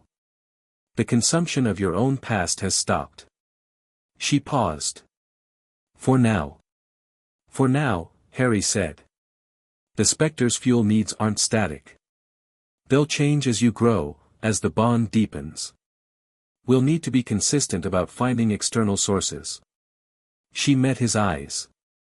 The other Horcruxes. For more, Harry said. The diary is hardest to access, it's in Malfoy's possession. The locket is in the Black family vault at Gringotts. He paused. Sirius could access it. I'll talk to him, Lily said. The cup is in the Lestrange vault, which is considerably more difficult. The diadem is at Hogwarts, the room of requirement. And the snake doesn't exist yet. Nagini, Harry said. Voldemort creates her later. After he gets a body back. If he gets a body back, Lily said. He still has soul pieces, Harry said. He'll survive as something. It might take years, but he'll find a way back to a body. Lily nodded slowly. Which means we need to find him before he manages it. Or destroy all the remaining pieces first. She looked at her notes. Gringotts next, I think. The locket. Sirius has access and it's contained. The vault limits the blast radius if anything goes wrong. When? After we've secured the diary situation. Lily paused. I'm going to reach out to Arthur Weasley. He works in the Ministry's Misuse of Muggle Artifacts office. If Lucius Malfoy has a dark object posing as an innocent item, there may be a legitimate Ministry route to getting it away from him. Without alerting Lucius to what we know. Harry looked at her. That's elegant. Yes, Lily said simply, because it was. The fire crackled. Harry leaned back in the chair. The maw, he said. Lily stilled. It came back last night, Harry said. At the wards. I didn't say anything because I didn't want to interrupt the Horcrux preparation. He paused. It's been coming every night. Always at the wards. Always just watching. Lily put her quill down carefully. Every night since the first time, yes. Harry looked at the fire. It's getting slightly closer each time. Not dramatically. Incrementally. Like it's testing the wards. And the wards still can't detect it. Only the Specter can detect it. Lily was quiet for a long moment. James needs to know, she said. I know, Harry said. I'll tell him. I wanted to tell you first. Lily looked at him steadily. Because I'm the one researching it. Because you're the one who'll know what to do with the information, Harry said. Lily held his gaze. The clinical assessment and the underneath thing were both fully present, and for a moment neither of them said anything, and the fire did what fires do in old libraries in the evening, which was make everything seem slightly more possible than it had been before. It's coming closer because the ring is gone, Harry said. I can feel that it felt the soul fragment die. The stolen time being released and then consumed, it was visible. The maw noticed it. It noticed you consuming a piece of Voldemort's soul, Lily said. Yes. And before that it noticed me eating a killing curse. And before that it noticed the rewind. Harry paused. I keep doing things that are visible to it. Big things.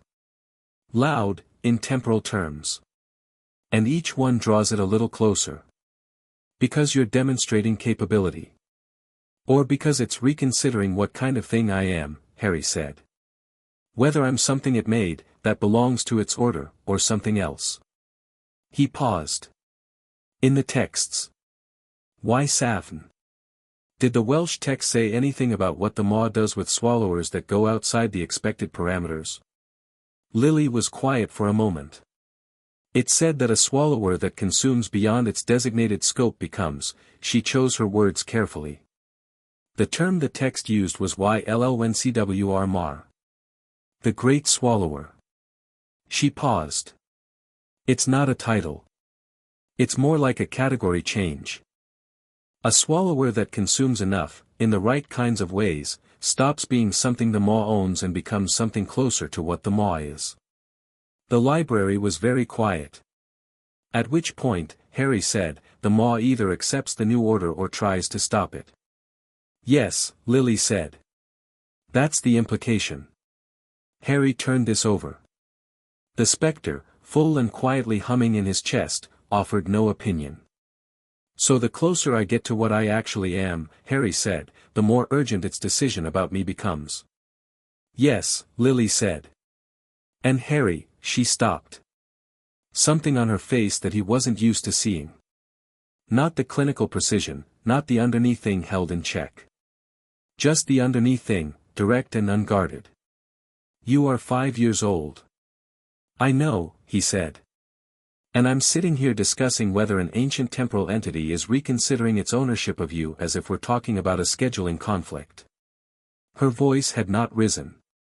It was very level. And you are sitting there treating it as a tactical problem, and I need you to understand that I understand you have to treat it that way because you've been doing this alone for a long time, but you're not doing it alone now. She held his gaze. You're allowed to find this frightening. Harry looked at her. The specter was quiet. His chest was quiet. The fire crackled.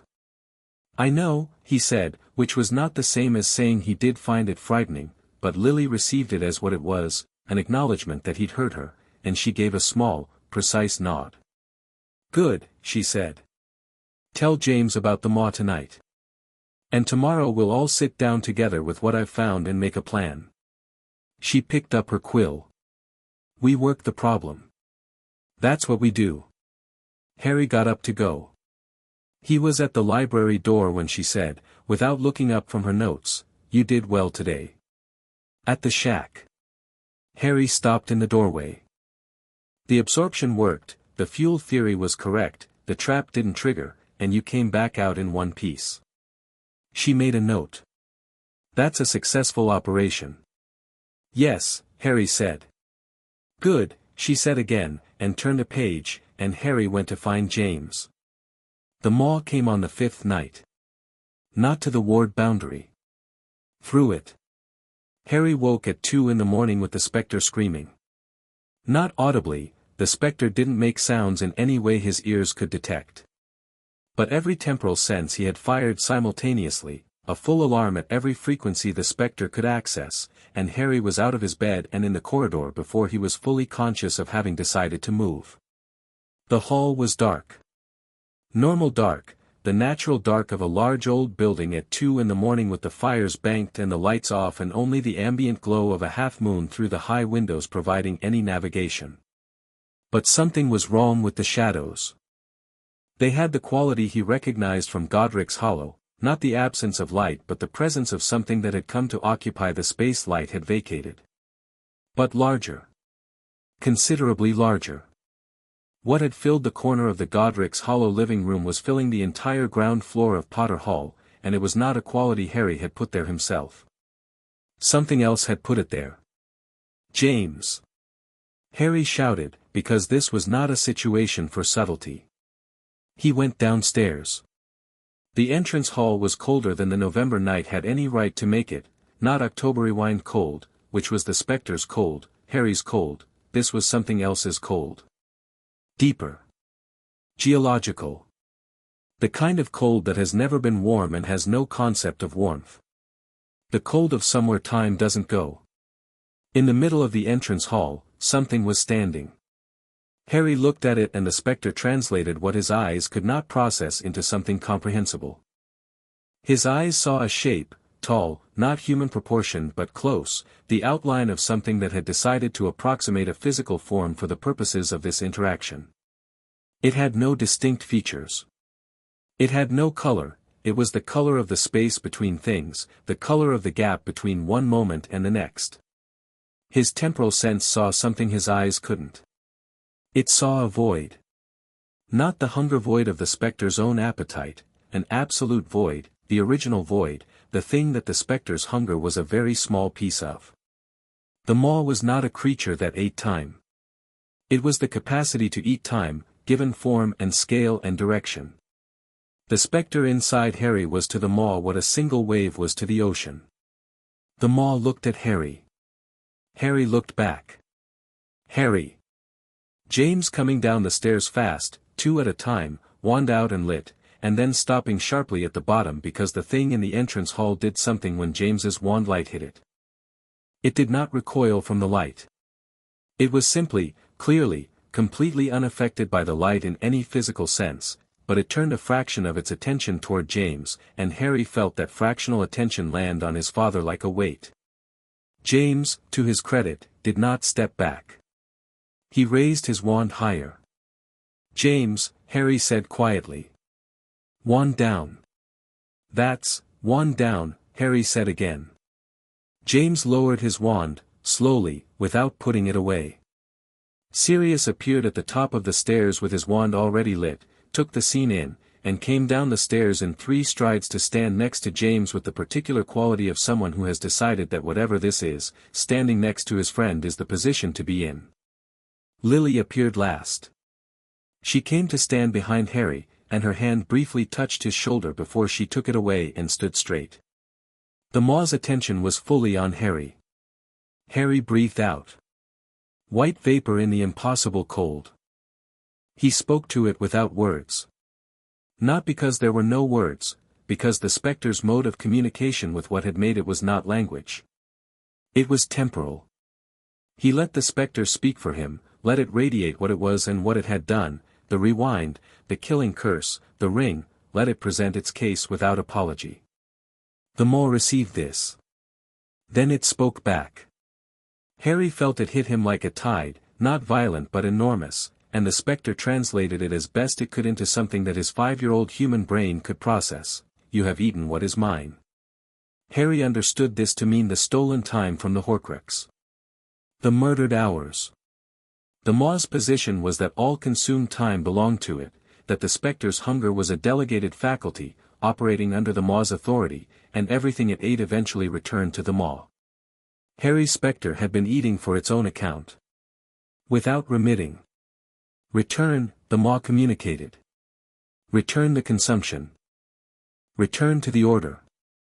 Harry was quiet for a moment. Then he said, not in words, not in sound, but in the Specter's own temporal register, no. The entrance hall went absolutely, comprehensively silent. Even the night sounds outside stopped. The river, the wind in the dead elms up the hill, the settling of the old house, everything stopped, as if the world had taken a breath and was holding it. The maw's attention shifted. Not anger. Anger was a human thing, requiring a nervous system and a history and a wounded sense of expectation. What the maw demonstrated was more fundamental than anger. It was adjustment. The recalibration of something very large to a new parameter. And then it moved. Not toward Harry, toward James. Harry was between them before he knew he was moving.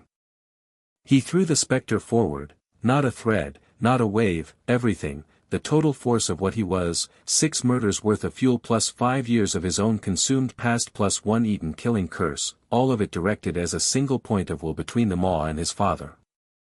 The collision was not physical. It was temporal.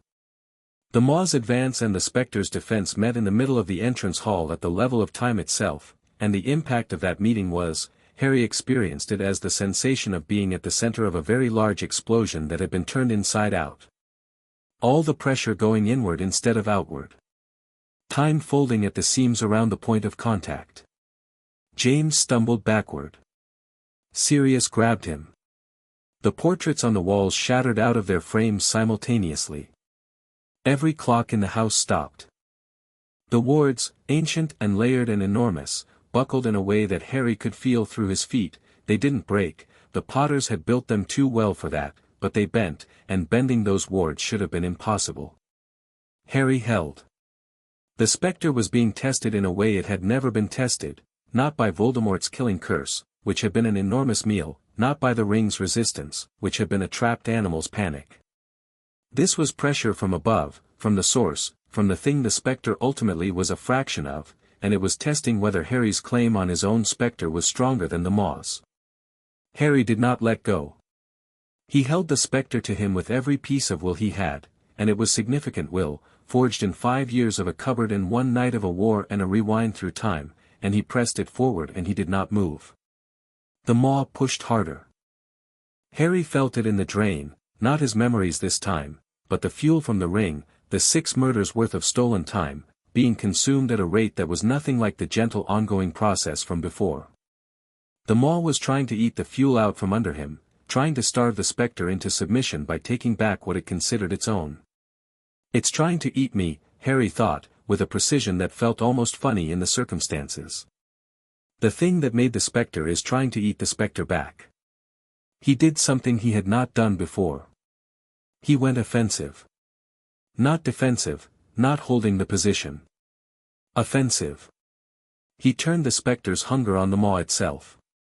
He reached into the Maw's enormous presence the way you reach into a fire, fast, deliberate, with full awareness that this is a thing that will hurt, and he bit. Not into the Maw's body, which was not a thing that existed in physical terms. Into the Maw's time. Into the vast, geological accumulation of the Maw's own temporal existence, whatever the Maw had consumed across its own history, whatever stolen hours had been returned to it through the Specter's order, all of that accumulated mass, Harry's Specter bit down on the nearest edge of it and pulled. The entrance hall exploded. Not physically, the walls stayed up, the floor stayed down, the ceiling remained architecturally committed to its role. But in temporal terms, every loose moment in the building's history detonated simultaneously.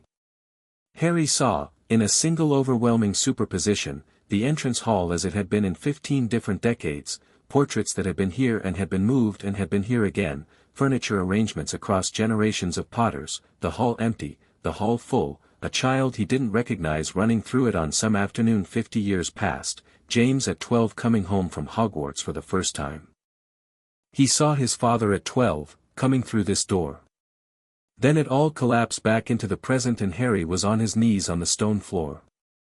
The Maw had retreated. Not gone, retreated. The void shape was across the room, near the door, smaller in the way that something large becomes smaller when it has been surprised into concentrating itself.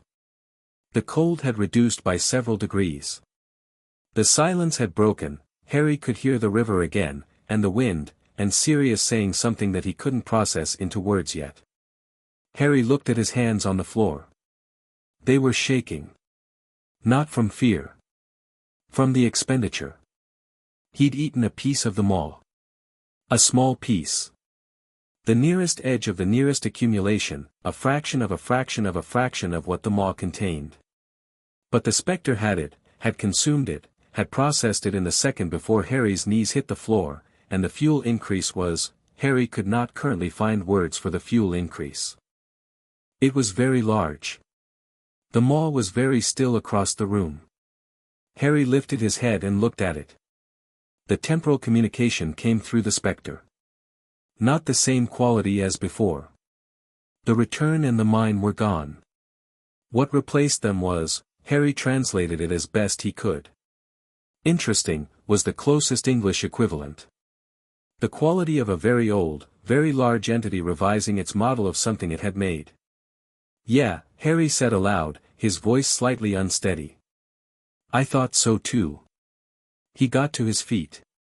Behind him, someone moved fast, James, crossing the hall in 3 strides, and Harry felt James's hand on his shoulder before he saw him, steadying without asking whether steadying was needed.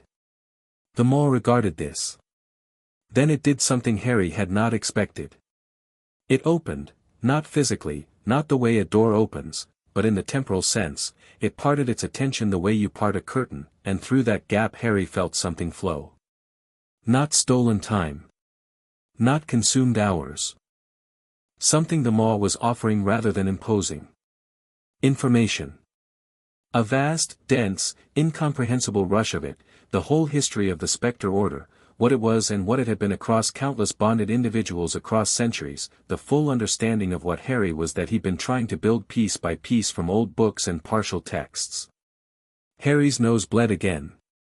He took it in as much as he could, which was a small fraction of the whole, and let the rest wash past him. The Specter caught what it could. He'd process it later, when his head had stopped feeling like it was trying to contain something 3 sizes too large. The maw closed. And then it left. Not slowly, not with the incremental retreat of something testing a boundary. Completely and immediately, the way an apex predator departs when it has done what it came to do. The cold went with it. The wrong quality of the shadows went with it. The sense of impossible depth in the darkness of the entrance hall went with it, and what was left was just a hall in a house in Wales in November, dark and cold in the ordinary way of large old houses. Harry stood in it with his father's hand on his shoulder and blood on his upper lip and the Specter inside him humming at a frequency he'd never felt before. "Is it gone?" Sirius said. He was leaning against the wall with the posture of someone whose legs have decided the situation warrants conserving energy.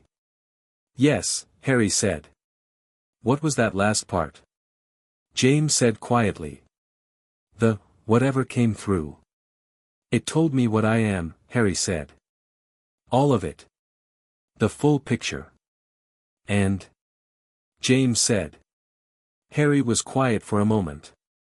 He was sorting through it, the enormous inrush of information, finding the edges of it, beginning to understand the shape of what he'd been given. "I'm not just a person with a Specter bonded to them," he said slowly. "That's what I was at the start. The rebound on Halloween, the Specter attaching to me when the killing curse hit, that was the first stage." He paused. "Every time I've consumed something significant, the killing curse, the ring, that piece of the maw, the bond deepens. Changes in kind, not just degree." "Toward what?" Lily said. She had come forward. Her diagnostic wand was already moving. Harry thought about YLLNCWR Mar. The Great Swallower. "Not a title," she'd said. "A category change. Toward something that doesn't have a direct precedent," he said. "The Specter was always one order below them all. Something made, rather than original. But what I'm becoming," he paused. "The maw considers me a new category. Not its subordinate. Not its equal. Something distinct. Something it can't own," James said. "Something it can't predict," Harry said. "Which is why it stopped trying to reclaim me and offered the information instead." He looked at Lily. "It adjusted. The maw adjusted to me." Lily's wand was doing rapid arcs. Her expression was reading the results with the clinical focus at full power. "Your temporal signature has changed," she said. "Significantly. Since 10 minutes ago."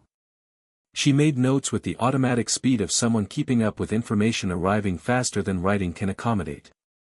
"The fuel reserve is," she stopped writing. She looked at what she'd written. She looked at Harry. "That's not possible." "What?" James said. "The fuel reserve he got from the ring, 6 murders worth of unlived time, which was already more than sufficient, that was his baseline half an hour ago." She looked at Harry. "His baseline now is approximately 40 times that." The hall was quiet. "The piece of the maw," Sirius said. "Yes," Lily said. "Whatever he took from the maw, whatever the Specter consumed, it's not comparable to the Horcrux fuel. The Horcrux contained human time. This is," she looked at her diagnostics. "This is something much older and much larger than human time." Harry looked at his hands. The shaking had stopped. The Specter inside him was quiet and full and present, not the hungry restless presence of the last week, not the straining inadequacy of something trying to operate beyond its fuel capacity. Something settled. Something that had, finally, a foundation large enough for what it actually was. "James," Lily said. "He's okay. Diagnostics are stable." James breathed out. But we need to have a longer conversation about what he just consumed, Lily said. Because he ate a piece of something ancient and I need to understand what that does over time. Tomorrow, James said. He looked around the entrance hall. Let's get everyone back to bed and deal with this when it's light. The portraits, Sirius said, looking at the shattered frames. Tomorrow, James said. James, Sirius. Right, Sirius said. He looked at Harry. You bit them all. Yes, Harry said. Sirius shook his head slowly with an expression that was not quite disbelief and not quite admiration and was very specifically serious. Merlin's, right. Okay. He pushed off the wall. I'm going back to bed. This can all be enormous in the morning. Harry watched him go up the stairs. Then he looked at James, who was still standing close, still with that steadying quality. The portraits, Harry said. The woman in Elizabethan dress. I think she will repair them, James said. She told me the Harry she knew wasn't me, Harry said. The first day I arrived. James looked at him. No, he said. He isn't. A pause. The Harry she knew was a baby. He glanced toward the stairs, toward the nursery, toward the infant who had slept through an ancient temporal entity invading the entrance hall, apparently undisturbed. He stopped, finding words for something that didn't have clean ones. You're the Harry we're going to know. Harry looked at the stairs. The specter turned over the piece of the maw it had eaten. Ancient and vast and full of information Harry hadn't finished processing. Full of context for what he was and what he was becoming, and what came next. 4 Horcruxes left. Voldemort in pieces somewhere, not dead but not alive. Dumbledore recalibrating. The world reforming itself around the fact that Halloween had gone differently than it was supposed to. And Harry stood in the entrance hall of his family's house in Wales in the early hours of a November morning, not afraid of any of it, not hiding from any of it, the spectre humming inside him at a frequency that was not quite human and not quite the maw's and entirely its own. Entirely his. Come on, James said. Back to bed. Harry followed him up the stairs. The portraits in their broken frames caught the moonlight.